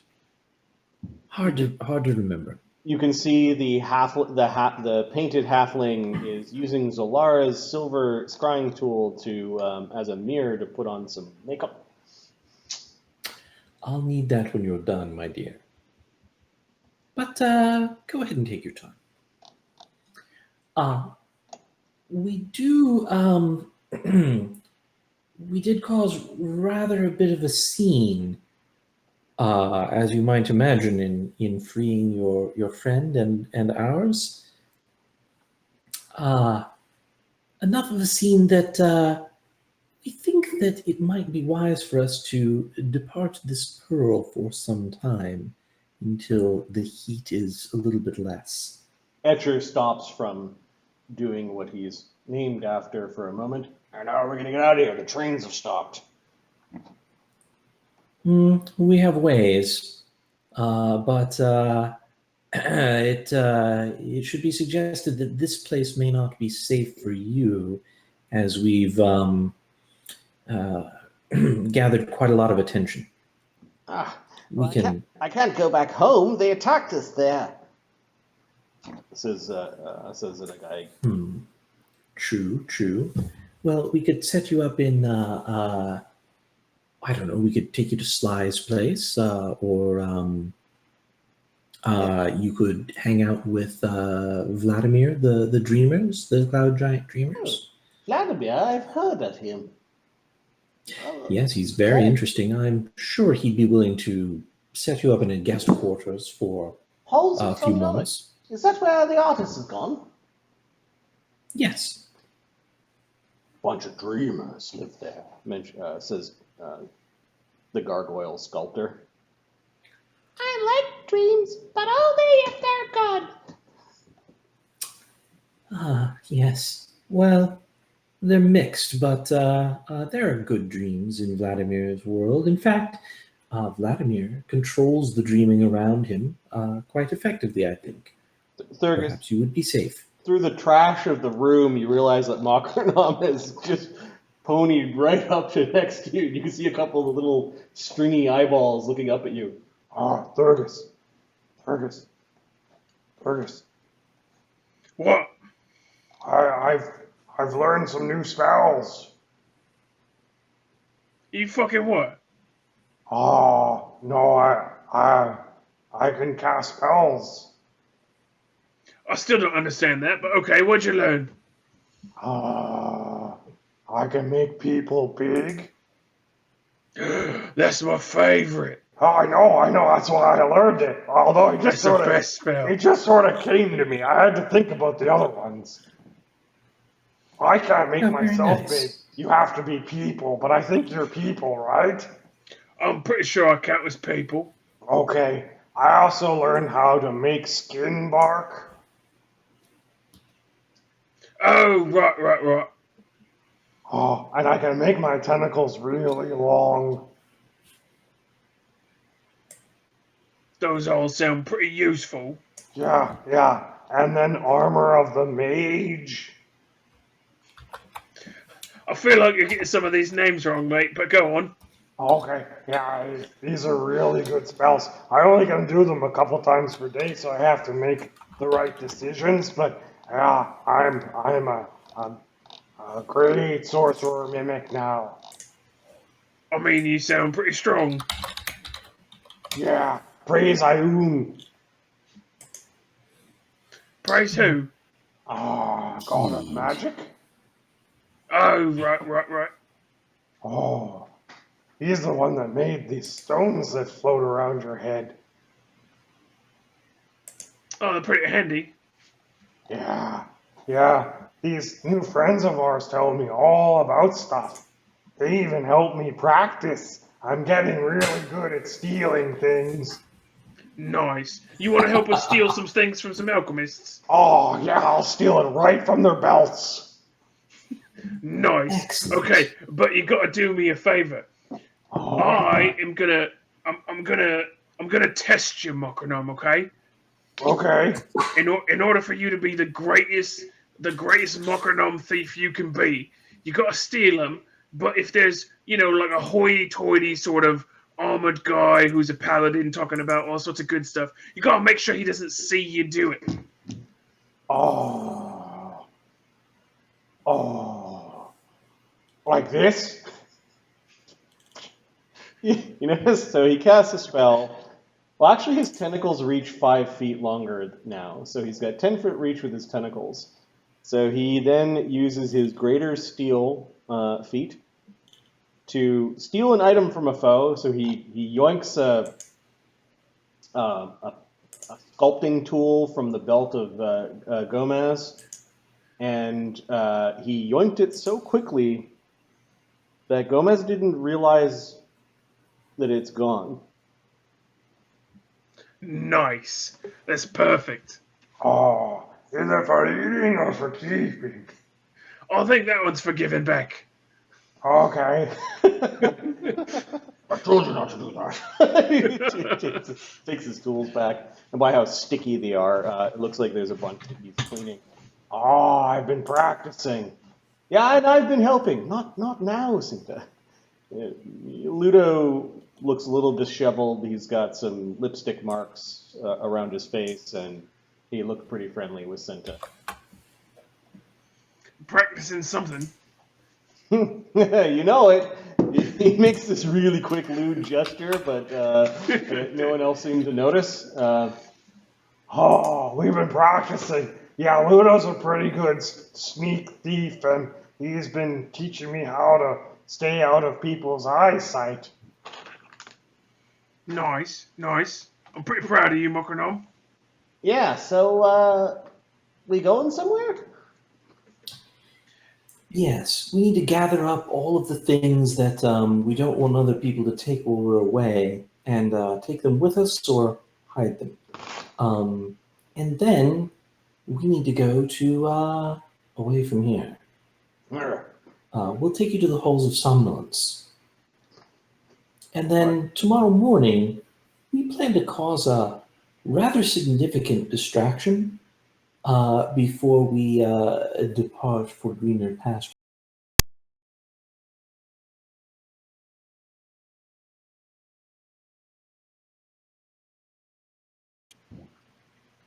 Yes, and then I think we may take you with us to another pearl, if you like.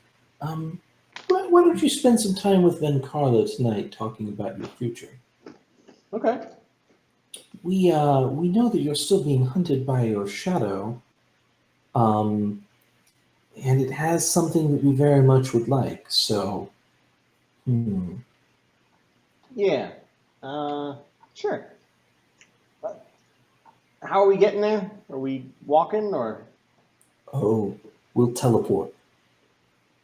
The professor and I can very quickly take quite a few of you. Okay. After about an hour of packing up your things, good time to move some stuff around in character sheets. You do have to go and bother the professor, who you catch reading a book kind of as he's packing. He's that kind of packer. Professor? Yes, fine. I'll teleport these people. They've already eaten us out of house and home. Well, luckily we're leaving our house and home anyhow. Yes. I really don't like this. I'm sort of with Darian that we should just solve this thing once and for all. Yes. I don't know what these Rakasta are going to know about our enemy that we're not going to be able to find in books. We could hide out at one of our other properties. Just saying. Your house is certainly very interesting. I think we'd be well served by spending a little bit of time away from here. Let's hope that Zephyros or Bukrabek and or maybe even your summoning of Fae will allow us to buy the goods that we need. Yes, I hope that they found what they need. I'll summon the Fae before I return, and give them a bit of a heads up that their valley may become a bit complex. All right, I can bring. What level are you guys? 11. 11th. I can bring 3 of you at a time. So the professor. I've got 4 teleports myself today, and the professor brought me here, so I can get 2 groups of 3 myself. Okay. I'm going to wave my DM wand and say you are able to ferry people to the Halls of Somnolence, kind of gathering up all of your allies and people that you've saved in one place. I'm going to move them to the halls right now. These Fae and artists seem to be perfect house guests for the hippie dreamers that are the half-giant clan that serve Patriarch Vladimir at the Halls of Somnolence. You're pretty sure they're going to have some good times and some good dreams. Uncle Zong, even though you didn't ask, is fine with the company and sets about being the consummate guest, providing them with food, fruits, and suspicious tobacco, we'll say. Oh, what excellent hosts! Ludo does go over and start chatting with Ben Carlo and Neolandis, who are basically looking after Salvatore, who has been sleeping the entire time since you returned. And you are able to, Bukerbeck and Arthasoon, Zephyros, and Darian are not back yet. Of course, they're going to go to Villamel.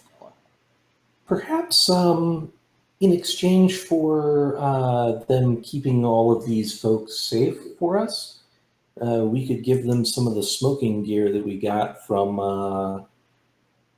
the Arkona Palace. Okay, the professor's notably greedy, and you would say, no, that's stuff we should sell. Oh, fair point, fair point. Perhaps let us negotiate with them for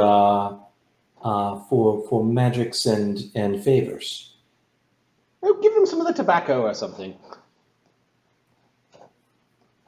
Not all of it. All right, I'll give them 400 gold pieces worth of tobacco. Okay. I'm pretty sure that's a drop in the bucket for what the house guests are going to consume, but it is well received. Zephyros and Darian end up teleporting to Villa Malavella as your group returns. I'll also offer Vladimir seeds or cuttings from the Dream Lotus that I'm going to take with me because Pixel's in it. Yep. But I'll cultivate it and give him some as soon as there's any to give. Okay, he's very interested in the vines, even though they're dying. There may be seeds or other things that they could use from the vine. So Yes, let's prune carefully, and all of the pieces that you can take, you're welcome to. you've got a good horticulture skill or knowledge, nature, something along those lines. I have a good knowledge nature. My knowledge nature is plus 22. Okay, that's good enough to perform the task at hand. Yeah, Vladimir is kind of napping at his couch, but Uncle Zong knows exactly what this thing is, and he is excited that you're sharing some of it with him. Shortly after Pharisee and the professor return, Zephyros, you teleport back to Villa Malavella and appear in your in the Phoenix study. Is This Darian place is still- is Darian still with him? yeah, Darian's with you. You guys have your bundles of money and some of the shopping items that you gathered from the Arcanacrum. And Darian just saw that Zephyrus' charisma isn't great in this thing. Zephyrus' So, diplomacy yeah. isn't great. Does he say anything about it? Yeah. So maybe the next time, maybe if it's not the Arcanacrum, I'll lead the negotiation because that was it's a good effort. Is what it was. Good effort. Do you have anything I can learn from? Those really aren't my skills. Well, I've just sort of got always had a way with people. So, Okay. but hey, you have a way with magic, and that's great. Those are magical people. I have to deal with them in a certain way. I am a Tusker, of course. Okay, There's some standards to uphold. Sure. the building that you're in has like this old opulence to it. At one time when it was completely brand new, this place might have been grand, but it seems quite old. It does not have the army of servants that the palace has, and surprisingly doesn't have a lot of magical servants to get out the grout and the signs of age that have wormed their way into what would otherwise be a grand place, or perhaps it's the way they like it. This appears to be a somewhat tidy study. It has this beautiful mosaic of a phoenix that has started to fade in some places.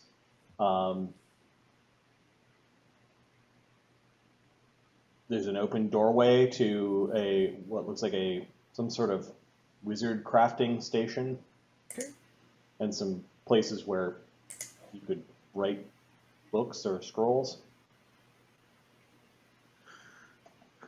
You can hear some voices distant inside the building that you're in. It sounds like they're that way. A little elbow grease, this place could be pretty grand again. It's quite disappointing that we have to depart from it.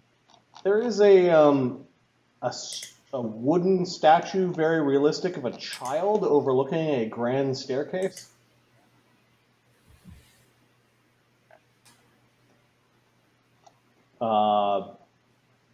Walking down, you can hear there's a group of people talking.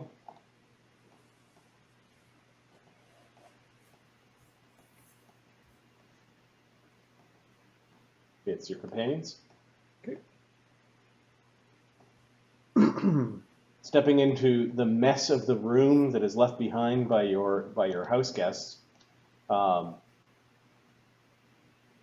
room with frescoes of large majestic birds and a chaotic party of paints and dishes around a stone table fit for giants. And you can see Pharisee is there with the plant thing that allowed you to do the dreaming. She's putting away a glass scrying tool. For a brief moment, you thought you saw Zellara inside the sphere. Okay. You can add that to your equipment, Pharisee. Done.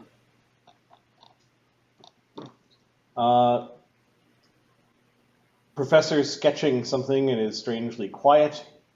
Thurgus is having a discussion with a handbag. No, it's a backpack. My Halston, what is that? It was moving for a moment, but then it stopped moving. Give me a perception check. That's it. The DC is 46. I cannot make that in a million years. I whisper to him, "Oh, it's hoity-toity at 9 o'clock."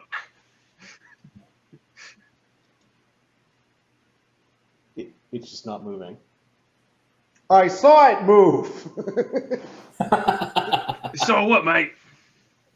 The bag. Oh, yeah, it's because I was putting stuff in it. It gives you the old.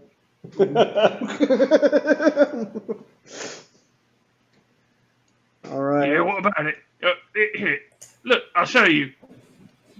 And I open it up. Okay. Okay. Okay, now I'm looking up, and I go, ah. Oh, is he for eating or keeping? It grows like a little, like all the insides of a mouth, a tongue, and the bag is talking. He backs away, draws his sword, points it at the thing. What is that? Oh, he's not hoity-toity, he's hostile. I just bust up laughing. Okay, Machron just gets really gooey and then kind of slides out of your hands and then goes. I still want to know what It that grows is. like millipede-like feet and Yeah. goes towards He just jawed like, what is it? towards Zephyros. Oh, Zephyros, you're back. Arkona, I am back. Oh, I've been practicing and yoinking things out of the air when Ludo tosses them, and sometimes they're for eating, and sometimes for keeping. Wait a second. This scrotal nightmare is Macronom. It grows a couple of like eye stalks that are kind of like a potato like stalk, but it's got tiny eyeballs on the end of them, and it's looking around a little bit, like looking for. Where's the scroll sack?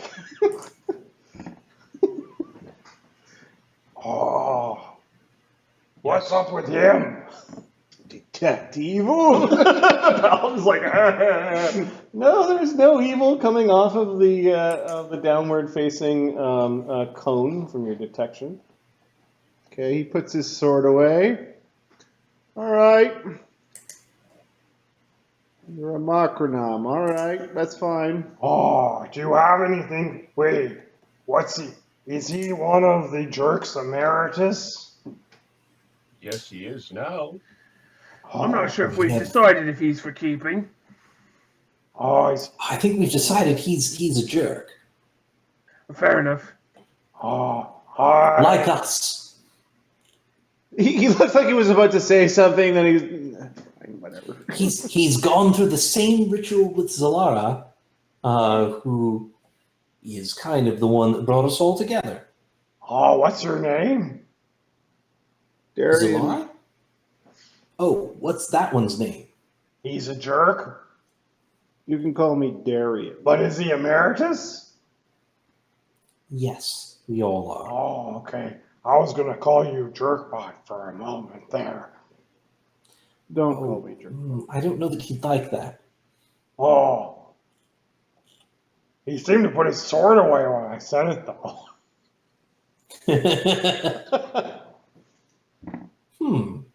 So how much can this thing eat? Oh, my stomach. I've grown more stomachs. I have at least 9 of them now. Wait, 10 including the one for eating. So we can just keep stuffing stuff in here till he bursts at the seams? Well, we're going to try not to burst at the seams. This one time I drank lots of water and almost burst at the seams. That was fun, but not so fun. Do you have pretty anything sure. for eating or for keeping? He's looking in confusion to the others. We're pretty sure he doesn't burst at the seams. One time he got a bit of a tummy ache and he just started vomiting books all over the place. Oh, that one That did time was happen bad. once. So you just keep stuffing stuff into him. Yeah, until he gets full. You have to tell him what it's for. Is it for eating or for keeping? And if he keeps it for you only. You're the only one that can ask for it back. Like a bag of holding? Oh, yeah, but I'm much better Very than a much bag of like that. holding. Because look, And you blink, and he's now a bucket.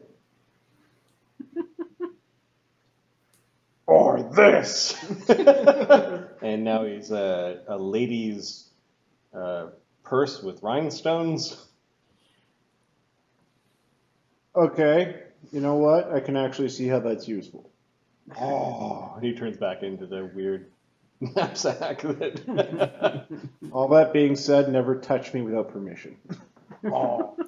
Well, you'll know that I did because I'm really sticky. That's kind of the reason. He's also the sword out only again one of and us kinda that can nudges him notice away. traps. Oh, A little tentacle comes out and just sort of stops at the end of the sword. see? Sticky. You pull it back, there are these like really long strands. You actually have to like give it a tug to pull back. Just don't. I can make your hair look really funny. No, thank you. Okay.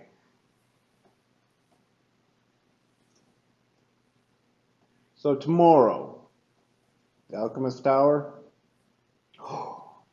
We're going to the Alchemist Tower. Yep, it's finally happening. This is Durgis's quest for vengeance. This is a chance to get us the things we might need to get out of this pearl too. Oh, Although it's mostly vengeance. we got to get out of this pearl. Are we going to Bostera again?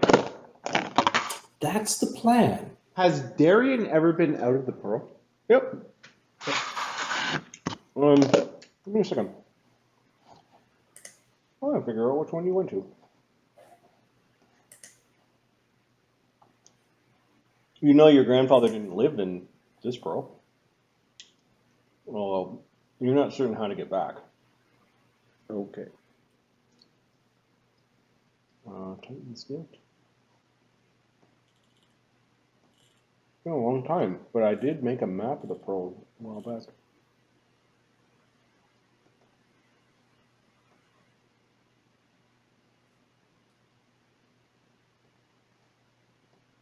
Oh, don't tell me it's on another computer. Damn it.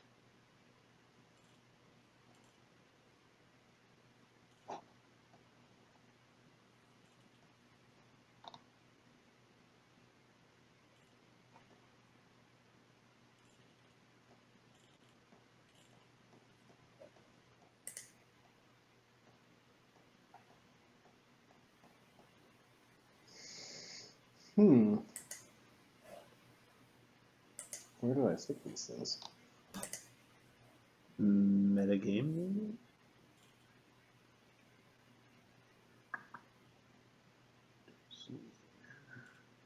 I think I described the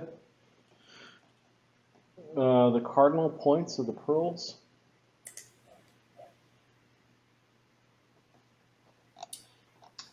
Yeah, I mean, you had it written on a whiteboard at one point. Yeah, that whiteboard's in Seattle. We can come back to it. Oh, I did create in a PowerPoint presentation, of all things. A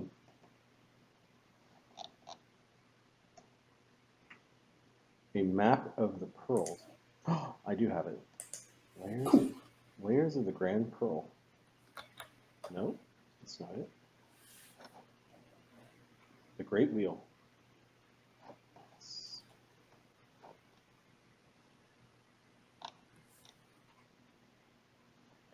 Okay. You've been, when you were a child, one of the cardinal points, which means that the train actually goes there, is a place of, you've never seen somewhere more bright. It's called Radiance. Okay. And it is a place of endless white marble, kind of like, you think that some of it is actually built in the clouds. Okay. And A heavenly feel, perhaps? there is a heavenly feel to the place, and you know that the people of Radiance knew your grandmother. Okay. You went there to receive the blessings of Halcyon. There's a temple to Halcyon there. Okay. The trains don't often go to Radiance. They seem to be on a different and much longer schedule to Grand Station, almost like they're trying to keep the filth of the city from spreading. Okay.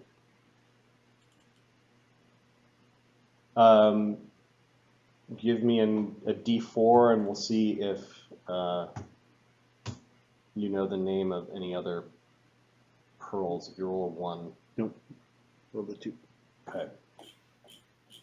Would knowledge planes, maybe? Well, Knowledge Planes would give you the map of the Great Wheel. Okay, well, I could try. I've got knowledge 1 rank, but... Got a 20.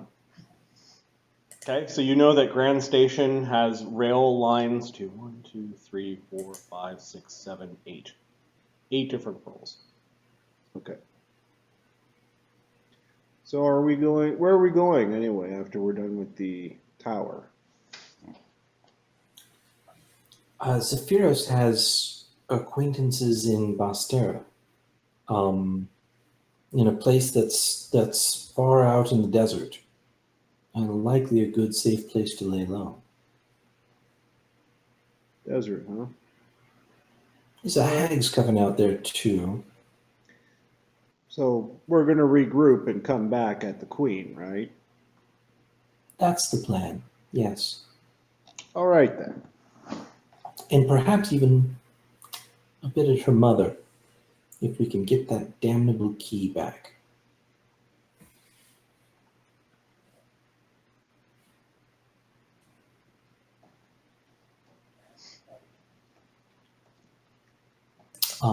I will send out word that we'd like to meet with the Fae of the valley.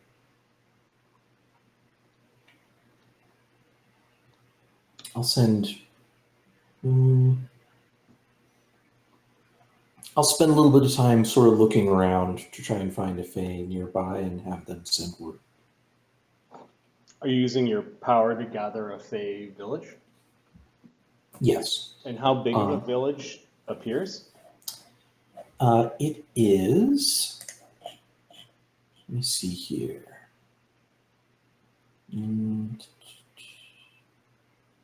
A settlement with a base value of 2,000 and a purchase limit of 10,000. Okay, so you could have sold some of your goods over time doing this power. A settlement with 2,000 gold is a large town. So enough Fae to the equivalent of 2,000 to 5,000 normal people. So when you actually summon Fae, like 100 Fae show up. Yeah. There is a veritable carnival of Fae that have appeared outside of Villa Malabella. This seems to agitate two creatures that had been sitting out on the top of Villa Malabella. Wrecking your tiles a little bit have been Edgemane and Smoke, who end up flying down and trying to scare off some of the Fae until they see Pharisee throwing them some dirty looks at the front door. I don't know if everyone else has moved to the front to go and talk to Fae or not. Yeah, I think That seems like a perfectly reasonable thing to do. Okay. The Court of the Jerks. All right. It is can- it is a zoo out there. Yes. These two fidgety horses are pulling the grimmest of carriages. Hi, Thurgus. Hey boys, how's it doing? We didn't kill anyone. Innocent. Oh, that's what I love to hear. And then I shout towards the paladin. You hear that? Our nightmares are reformed. Detect evil on them. Okay. The two grinning nightmares.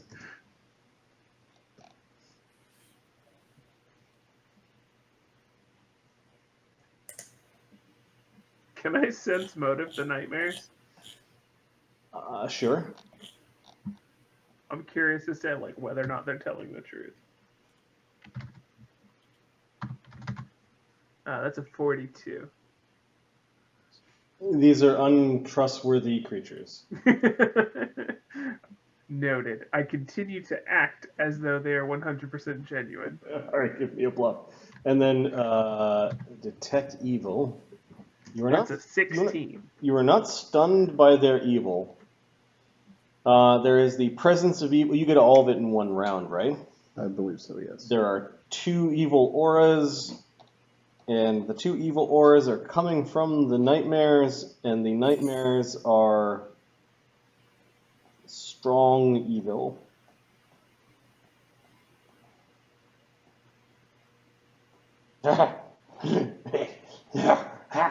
He's looking at you. No, he's looking at you. Yeah, they are not reformed. Hey, All right, you Thurgus, two. Listen up. tomorrow, I think we might be able to get these fellas some horseshoes that will act as planar rods, and then maybe we'll hide in the carriage while they take us to another pearl. Yeah, we can do that. Yeah. Well, seems you're lucky then. Because I've got half a mind to smite you into a pasty glue. Oh, Delightful. I thought you were talking about redemption and all that. Oh, what if some of them aren't evil? What if they're trying to be good? Maybe we should let them surrender. Was that all talk, Mr. Paladin? Yeah, no, they're Those evil. three are going to get along fine. They all love pounding things into a paste. My hooves ain't good for glue. Smokes are, you bastard. They start snapping at each other. But somebody was wise enough to put a little bit of a bar between their tack and harnesses that don't quite allow them to Bite each other. to effectively bite each other. Yeah, see, you got them all riled up. Are you sure you're one of them good paladins? He looks at you like, do you know not good paladins? I mean, I'm not sure I would tell you, Mr. Not Good Paladin. You got to give them a chance to let them come around. It's all about redemption, you see. And Thurgus will continue to pontificate. Okay, Thurgus's bluff was 16. Give me a sense motive. Okay. Does Thurgus really truly think that these creatures can... Not a fucking chance. Okay, yeah. Thurgus thinks he has to put them down someday. It's Thurgus's honest belief that these nightmares will stab him in his sleep if he ever chooses to close his eyes. Modron's not ordering for me right now. Oh, okay. Where do we start, Modron? I'll also note that Thurgus doesn't sleep. Go ahead. 23. Yeah, you know Thurgus is yanking your chain a little bit. It's almost like Thurgus is joking. It's not funny. They're truly horrible creatures. Oh, now you hurt his feelings. Given the chance, they will eat your face. Given the chance. You're giving them a chance. I'm so proud of you. You hear that, boys? The paladin's going to give you a chance. They do roll up to, like, they're just permanently hooked up to this wagon. All right, I'm going to call you glue, and I'm going to call you dog food. Because that's what you're going to be if you misbehave. Dog food, you're glue. No, you're glue. You're dog food. Settle it amongst yourselves. Okay, they back up as much as they can, and then they take off. And when they do take off, they literally their fiery hooves leave the ground, and the whole carriage lifts aloft, and then they start just circling around the Villa Malabella. He closes his eyes. This is still the same day. The same day as the treasure. I will find a room where I will pray for forgiveness for compromising as much as I anticipate I will need to. If you don't like the horses, you could travel with Bukerbeck. Of course, you might miss all the fun. I do not want to miss all the fun. All the fun is the only reason I will find any forgiveness. Whatever that means, Professor. Percy, why did you summon so many fairies here? Oh, That's right, yeah, Dan has still not seen the hand. if it's going to be a party, it's going to be a party, you know? Yeah, there are like fae flitting around, and Kored and satyrs, and there's even a tree imp that seemed to like wander out of the Villa Malavella, wondering what was going on. There are Griggs and Atomi. You can barter for goods here if you wish. There's some capacity. I also wanted to give them a heads up that this house may become a magnet for unwanted attention for a little while we're away, and that they may wish to take some precautions. So I thought I would find their leaders, whose names I have written down, Sun Broomlashes, the Pixie, Guevara, the Tooth Fairy, and maybe even Jape, the Mockingjay. Yeah, the Mockingjay who you rescued from Spider does arrive as part of this troop. He's lingered in the valley, although he's moved on from your house. Jape is... Jape, you know how we saved you from What the hell is from people that want to do bad things to you? Okay, the bird turns into a little Pharisee. You know how you saved me? Or I saved Yes, you do. Yep. Good. So we've saved some other people from people who we didn't kill. And so they're still alive and they're angry. And they may want to come and find us. What do you want How does to that do sound? about it? What do you want us Well, to do about it? I want you to stay out of their way and not get yourself killed. How does that sound? Well, what do you think I'm going to do? Hey, I just figured maybe it makes sense to be ready. Okay, so some bad people are going to show up at the house, and you want us to leave them alone. I mean, unless you want to mess with them, feel free to mess with them, of course. We'll see. Yeah, up to you. Up to you. Maybe you could do me a favor too, and give this tooth to Guevara, as a gift. Okay. From me, tell him it's from my master, the one who's really pulling the strings. And I'll give him the last of Lady Andason's teeth. Okay. Lady Andason's dead, so it's not going to do much good to me. But I'm trying to plant the seed that the daughters of Bawa Yaga are conspiring against each other. Okay. You want to give I him didn't say that part out loud. Yeah. You want to give him the stupid tooth? Give him the stupid tooth. He'll like you because you gave him a tooth. He's a tooth fairy, right? Yeah. I'll make sure I look like you. Yeah, that sounds good. Anything else? Nope. No.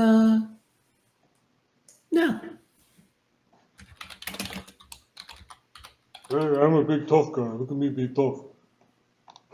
We'll be back, by the way. It looks So, like a tiny version of Thurgus. I'd appreciate it if you all didn't completely destroy the house. You can hang out in it, of course. You can tend the gardens and harvest fruit and things like that. No, But we don't mess with them. Good to know, but now this house gives up its creeps. It still smells Yes. like the previous occupants. And you gotta Good. be careful in this valley. Because Perfect. even if I'm the tough guy, he hasn't heard Thurgus speak yet, so he's just making up a voice. Even if I'm the tough guy, you gotta watch out for them, those satyrs that like to sleep. Oh my god, is that exactly how I sound? Oh my god, is that exactly how I sound? Oh, that's so much better. That was so much better. It seems to be mimicking your movements now, kind of doing a copycat. I start striking heroic poses with my greatsword. Yeah.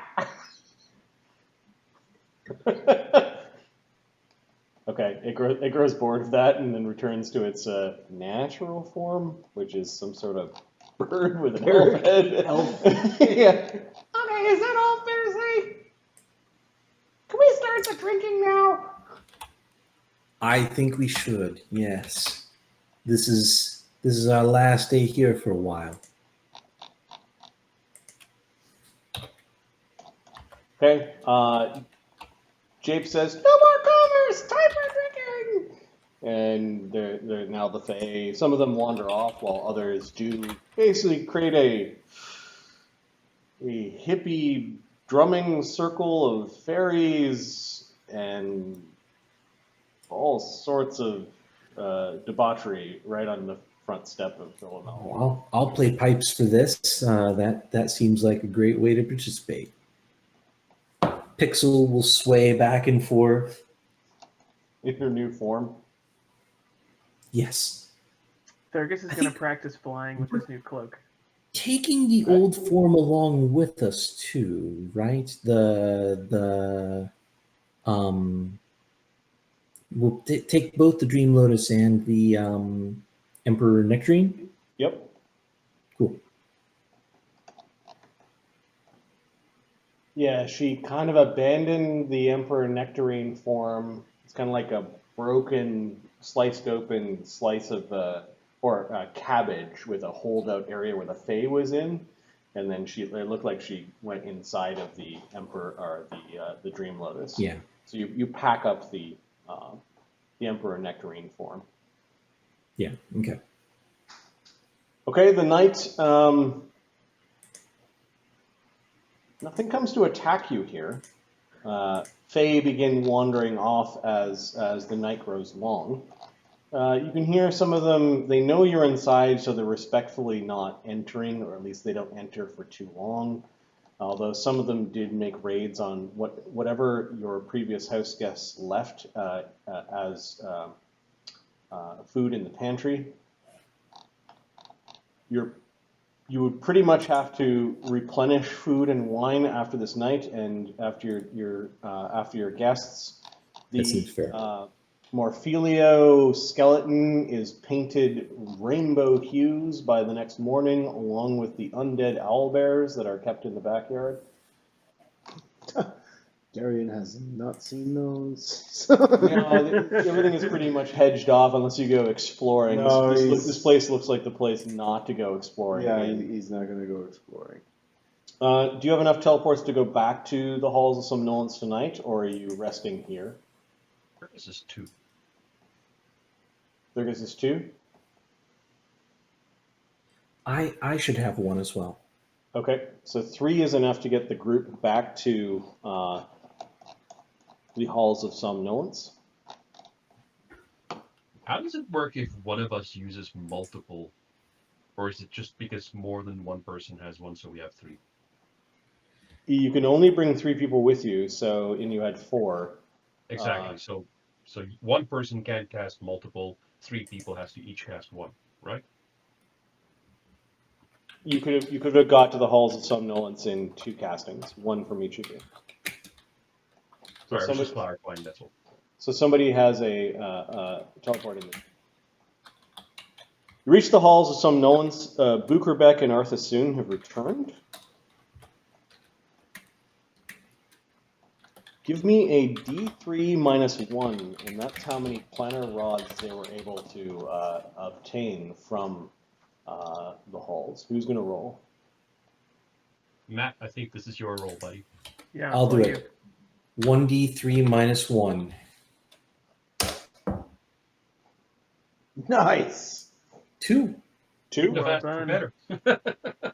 All right. So Bukerbeck shows Farisay a planar key. Looks like a tuning fork. Excellent. He says it's to Bostera. Excellent. And we also have a way back home. And he shows you another one that he says is to Grand Station. I think we also have one for a portal key to Grand Station that I think is a planar rod. So we're in good shape on this front. Excellent. Yes. The As for others, I'm sure that we could obtain them in time, but in the short visit that I was there, this is all I was able to acquire. good. This is worthwhile. Thank you. This is going to be extremely valuable to us. That means that we don't need a rod that goes to Bostera. And so if we find a source of planar rods in the Alchemist Tower, we could take some and leave some behind and give them the sense that we aren't able to go to Bostera if we want to. Yes. I like that idea. Or we could take several rods and pound them into horseshoes and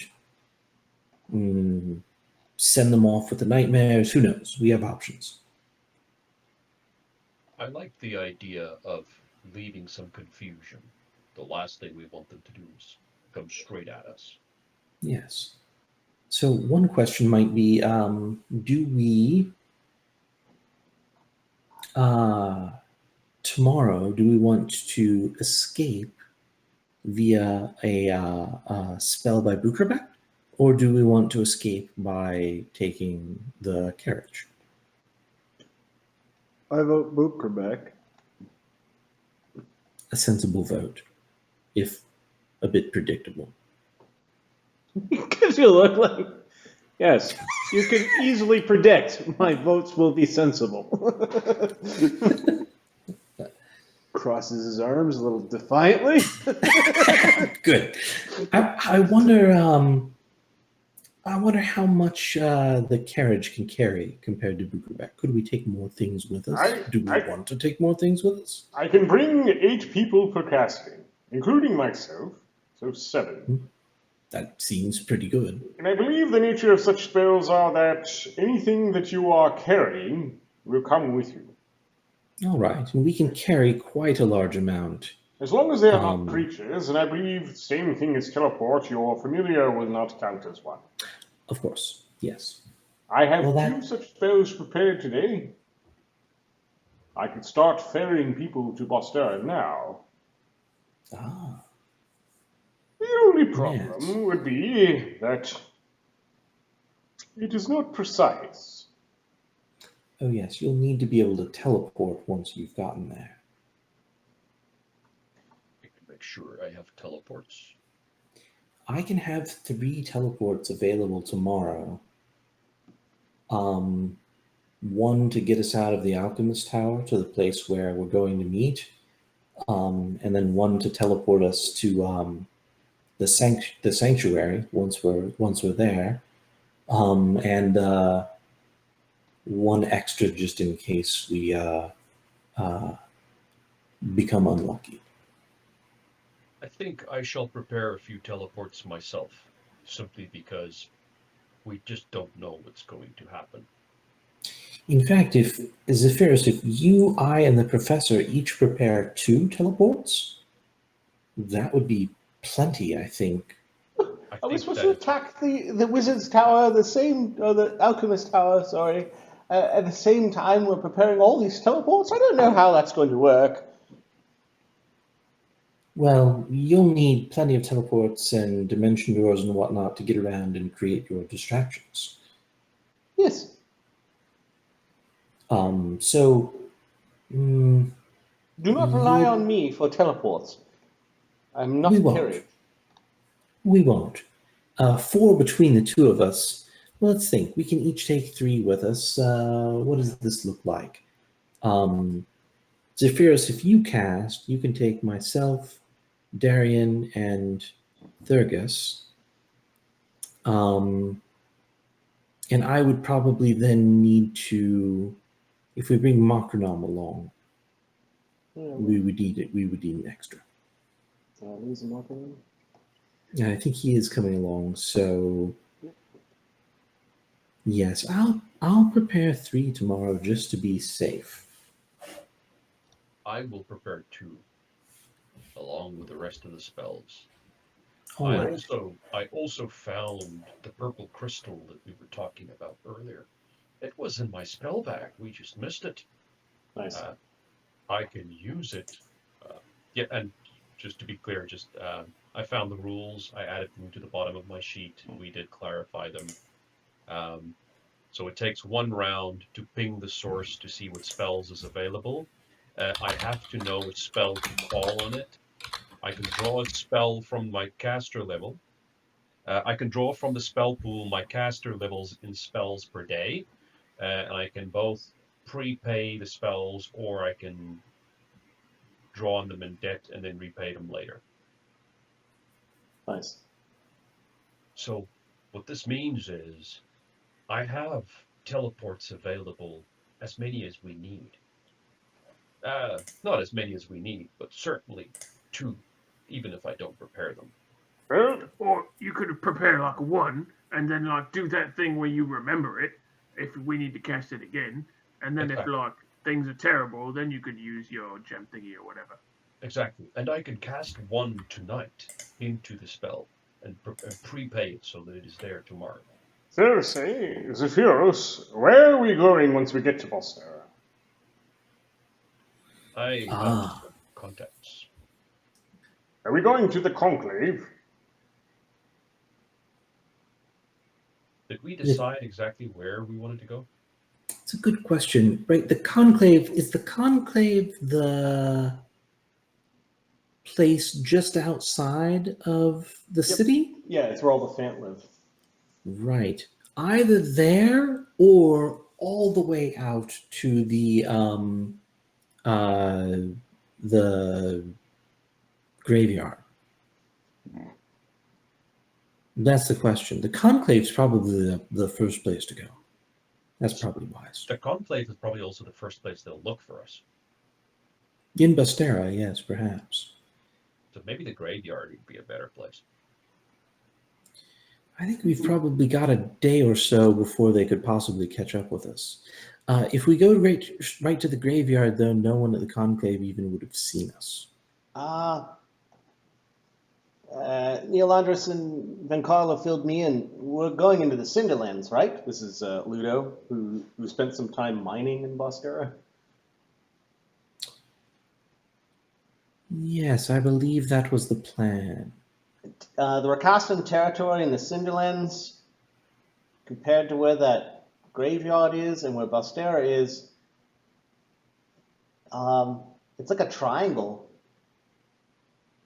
It's probably the same distance from either the graveyard or the Bostera station to the Cinderland territory that we're traveling in.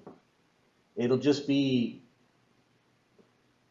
less dangerous to leave from Bostera station, more wild, but less chance of us being tracked if we leave from the graveyard. Remember you skirted the edge of the desert for a long period before heading in a little bit? They're saying you're heading straight into the desert. Okay.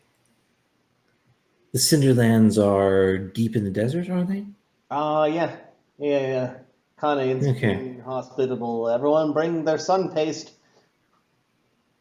I'd vote for the graveyard just because less chance of being detected, less sees people us. to rat us out. Nobody sees us. Nobody's seen us. Was Bukrabek there with you for the desert adventure? I don't think he so. was. Somebody was with us. Wasn't it Bookerbeck? Because I remember at one point we had a cart and somebody waited at the cart. He might have been. I think it was Bookerbeck. That's true. There was someone at the card. It wouldn't have been. Yeah. Yeah, that's probably what it was. Makarnan was definitely there. This is where you met San.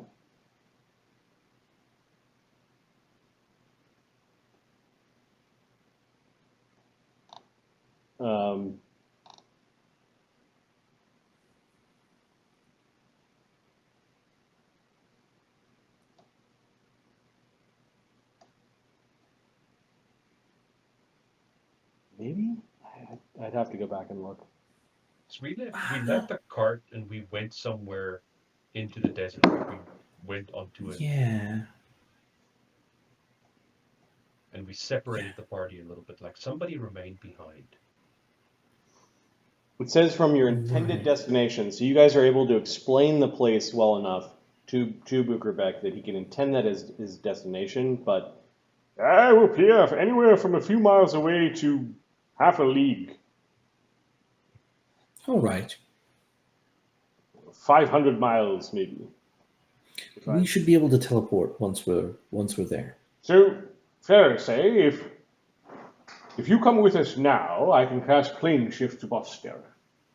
We can drop Arthur, Neolandus, Ludo, Salvatore, and Van Carlo off in the desert, and then you could teleport us to the graveyard. True. I could plane shift back, and then you could teleport us back here.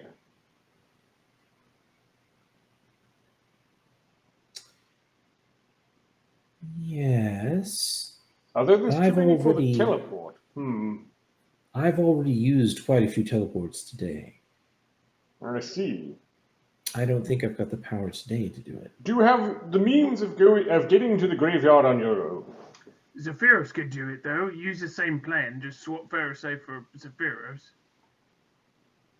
If Sephiroth still has some teleports today, then yes. Oh, he knows how to remember stuff. It's all in here. And I have Fair. one teleport with me right now. Fair enough. One teleport with you and your arcane bond would be 2, and you could potentially ferry then. Yeah. And you know the graveyard better than I do, probably. Sounds fair enough to me. It's a special place. Oh, be careful. But say hello to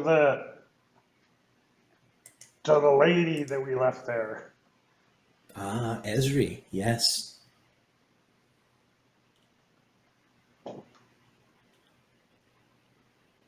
Darian, you recognize the name Esri. That was the name of the guest of the castle that was being blamed for the death of King Eotred. She was a black-furred catfolk. Okay, and I take it she escaped. She escaped, but then they found some other random catfolk, painted her black, painted her fur brown to black, and then executed her. So that's where she escaped to. Okay. Yeah, we took her with us. We seem to have a thing for people that know stuff about the Queen. Understood.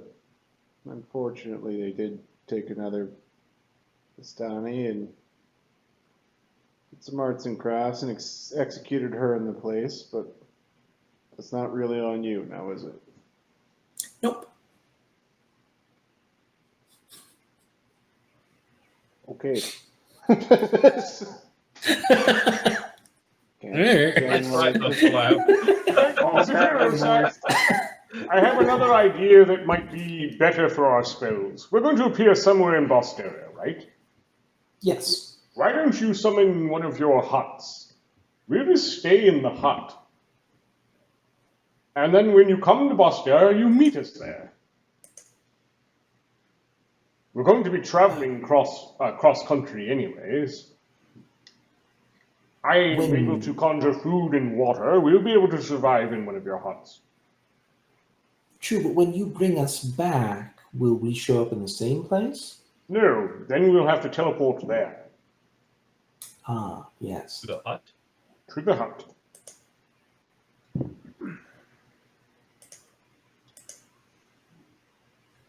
No.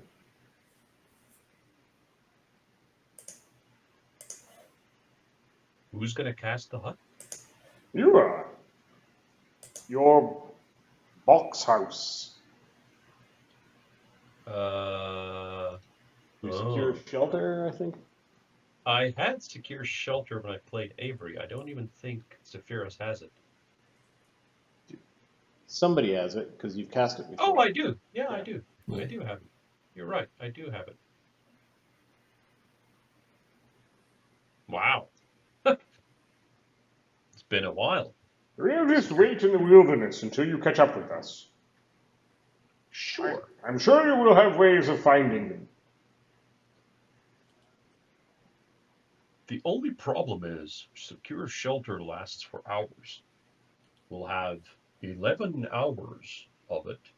If I use Yoden's spoon, it becomes 22 hours. Still not enough. That should be enough, because it's tonight, and we should be raiding the Alchemist tomorrow morning. We should be there by the afternoon, I hope.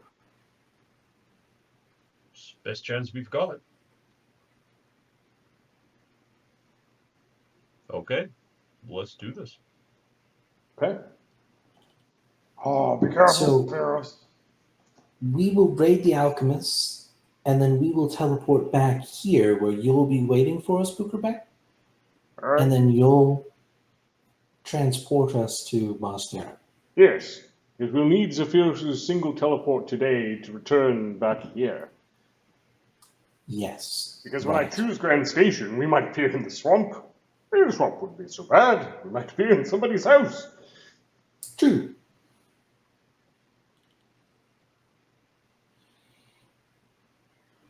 All right, All everyone. right, well, that sounds good. Everyone link hands.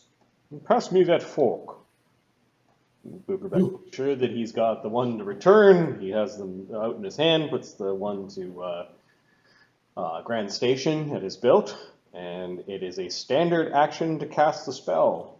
This group links hands, and for a brief moment, there is a flash of magic that goes all around the group. I'm going to roll 5d 100. You end up somewhere in a hard Scrabble-ish desert where very flat, caked or broken ground kind of meets some gravelly sand. There's a lonely, stunted cactus and just a star-filled sky. It's actually surprisingly cool when you guys arrive. It worked! A hand that gives! He puts the fork away. He pulls out the Grand Station one. I think you said you were going to build a shelter, says Arthur soon. Where do you want me to put?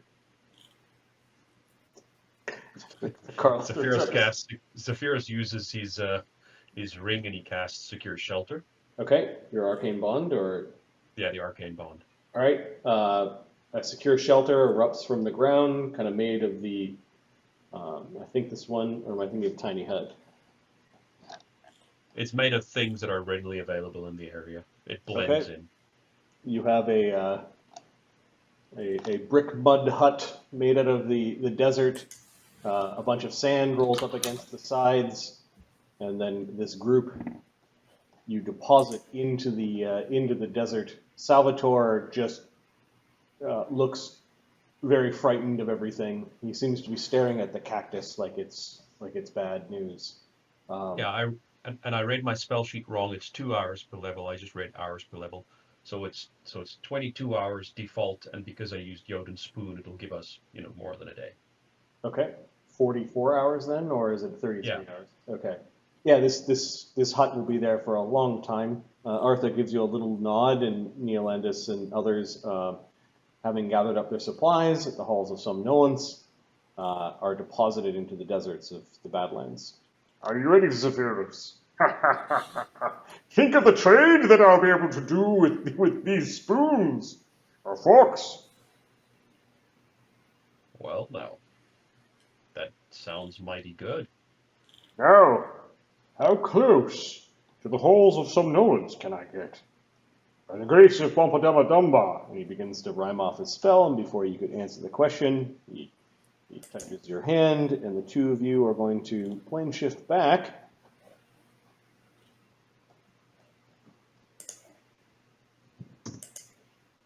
"200 miles, okay? Is the pearl 200 miles wide? It is not. So the two of you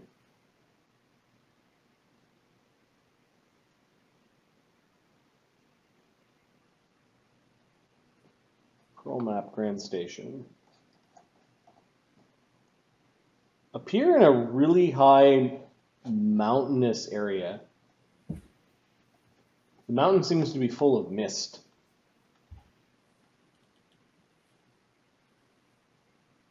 You do appear on flat ground, but it's in a little bit of a mountainous valley. You could be, there's mountains all over Grand Station. Okay. Let's say there's So a 1 in 100 chance you discover something. Nope. You're just in the wilderness somewhere. The tuning fork still spinning with its magic, and then it goes into its affixed non-magical state.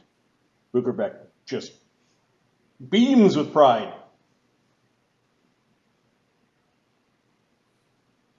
Okay. You have a way back to the halls of somnolence, don't you? No, I was just bluffing. I was hoping you would get us really close. We're well out of dimension door range. Dimension door will not get us there. Dimension door doesn't have that kind of distance, does it? Yards, unless it's just over that hill. I'm afraid we'll have to teleport. Zephyrus prepares his teleport and he visualizes where he wants to go. Okay, you had another teleport in the tank? Yeah, I did, yes. Okay. Okay, Yeah. let's go recall it. Then I'm gonna say that you were able to teleport back just to keep things moving. Okay. Within 2 minutes, Bukerbeck and Zephyrus are safely back at the Halls of Somnolence, having deposited the wanted people in Bustera. And that Excellent. my 4th teleport for the day. Wonderful. So, you go and cause your havoc tomorrow. And I will wait here. Planner shift spells at the ready. Excellent. I guess we don't have to bring those nightmares after all. They can just haunt the Villa Valley. Indeed they can. Or they could give, a visit to a certain tower.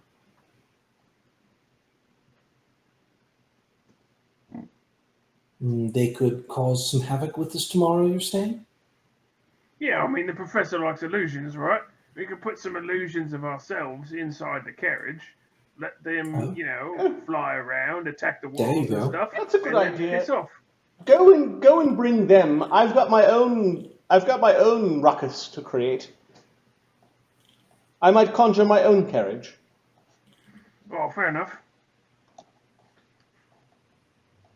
Would you like me to keep care of the big flower while you are off fighting? Yes, I think that would be good. Excellent.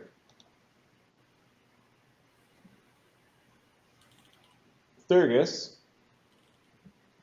insanity is a permanent effect.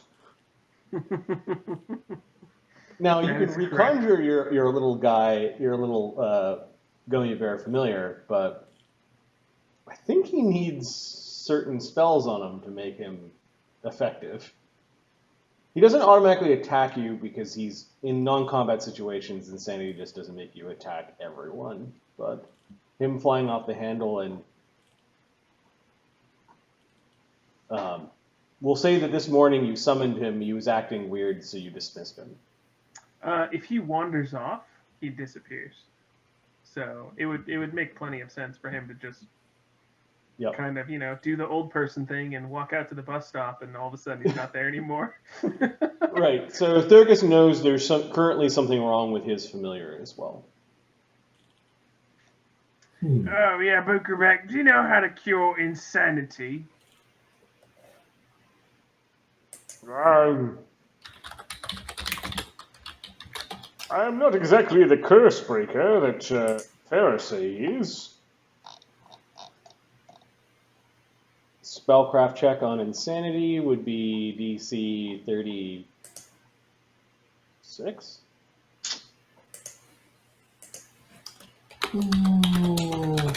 I can get an aid from Pixel. You can get an aid from Darian as well. There's a 38. Okay. No, I'm afraid insanity is a little bit beyond what I can do. You'll need extreme healing in order to break that. Greater restoration, heal, or some form of wish. I can remove curses. I can remove curses. I can break enchantments. In fact, break enchantment might work. Would break enchantment work on that? I think insanity has a specific list of spells that will work. It has a specific list, and it says remove curse does not work. Oh.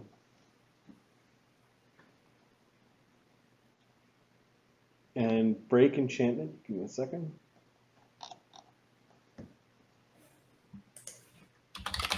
Greater Resto is not bad. Bukerbeck can prep Greater Resto if we give him 100 diamond dust. Oh, okay. Well, that's probably the way to do it then. Yeah, I just need him to prep a Greater Restoration tomorrow. Yeah, it's quite likely that break enchantment does not work on insanity. 100 diamond dust is not that bad. Yeah.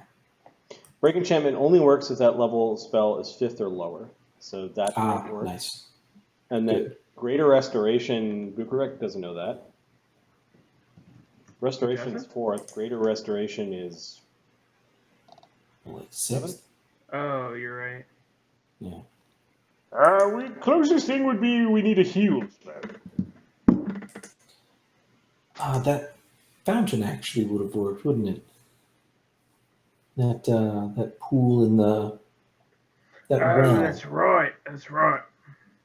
Maybe I'll do that in the morning. I'll fly off and fuck off over there and meet up with you guys or something. Yes. Oh, we should talk with one of Uncle Vladimir's representatives here, because the Arkona Manor is a place that I've promised I won't go to and interfere with. But I didn't promise not to tell anybody else about them and have them go and interfere with it. So, With that Behor fellow on the loose, is going back there really a good thing? Who's this Behor? Yeah, a Rikshaza. We should go there and kill it. sorcerer. Oh, that's a good point. You didn't make any promises either. That's correct. You're the only one who spoke on our behalf. Oh, yes. No, and I didn't even speak on your behalf, just on my behalf. That was the deal. That said, it might take quite a bit of your powers to bring him down if he's there. Yeah, that's fair. I mean, I can deal without Christopher for a while until we get...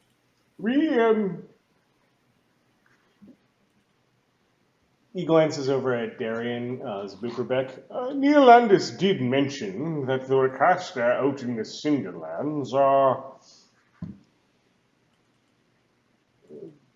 Some of them are potent casters. Now, I didn't get any more out of him. I know that you had helped one of them, an old Rakastan by the name of Thousandbone. Yes, we helped Thousand Bones. And there's a powerful oracle at the graveyard. Aren't Rakasta evil? Rakshasa are evil. Rakasta are lion and tiger people. God, you're so racist. Somebody picked a very similar name, though. Yes. I have to double check what I'm going to say. Yes. Whenever I Easily confused, but we learned that the Rakshasa have backward palms and can have... Yeah, that's what I was thinking of. Yes. Yes, those were definitely the ones that we fought, just yesterday. You're a devotee of Halcyon? Halcyon's a giant lion man. I'm aware. Zbukerbeck shaking his head.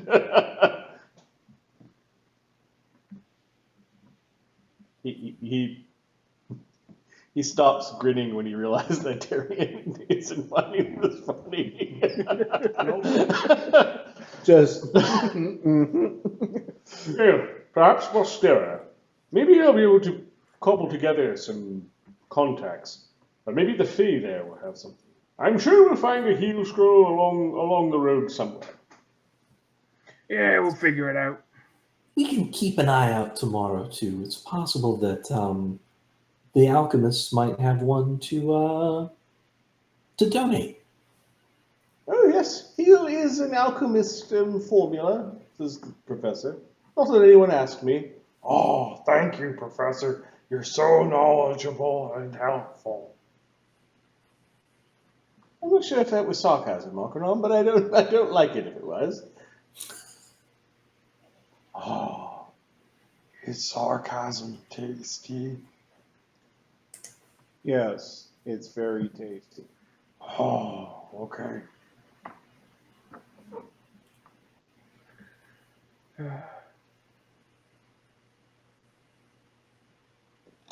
All right, with a little less company, but some new folks making noise and having a little party in the side room, you finish off the night here at the Halls of Somnolence.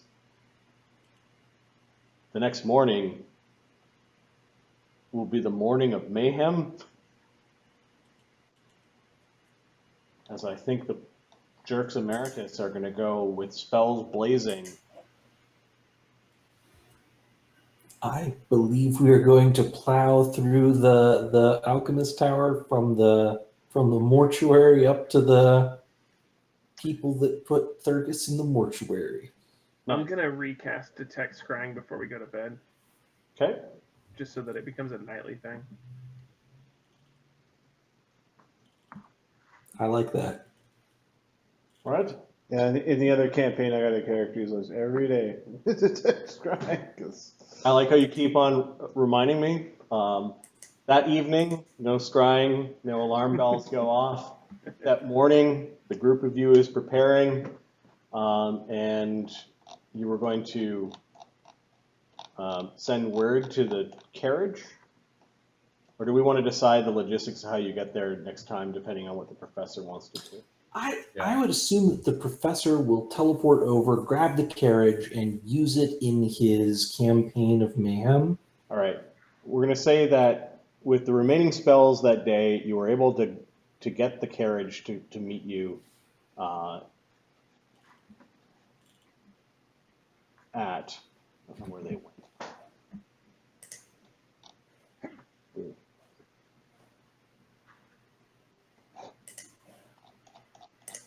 At the Halls of Somnolence.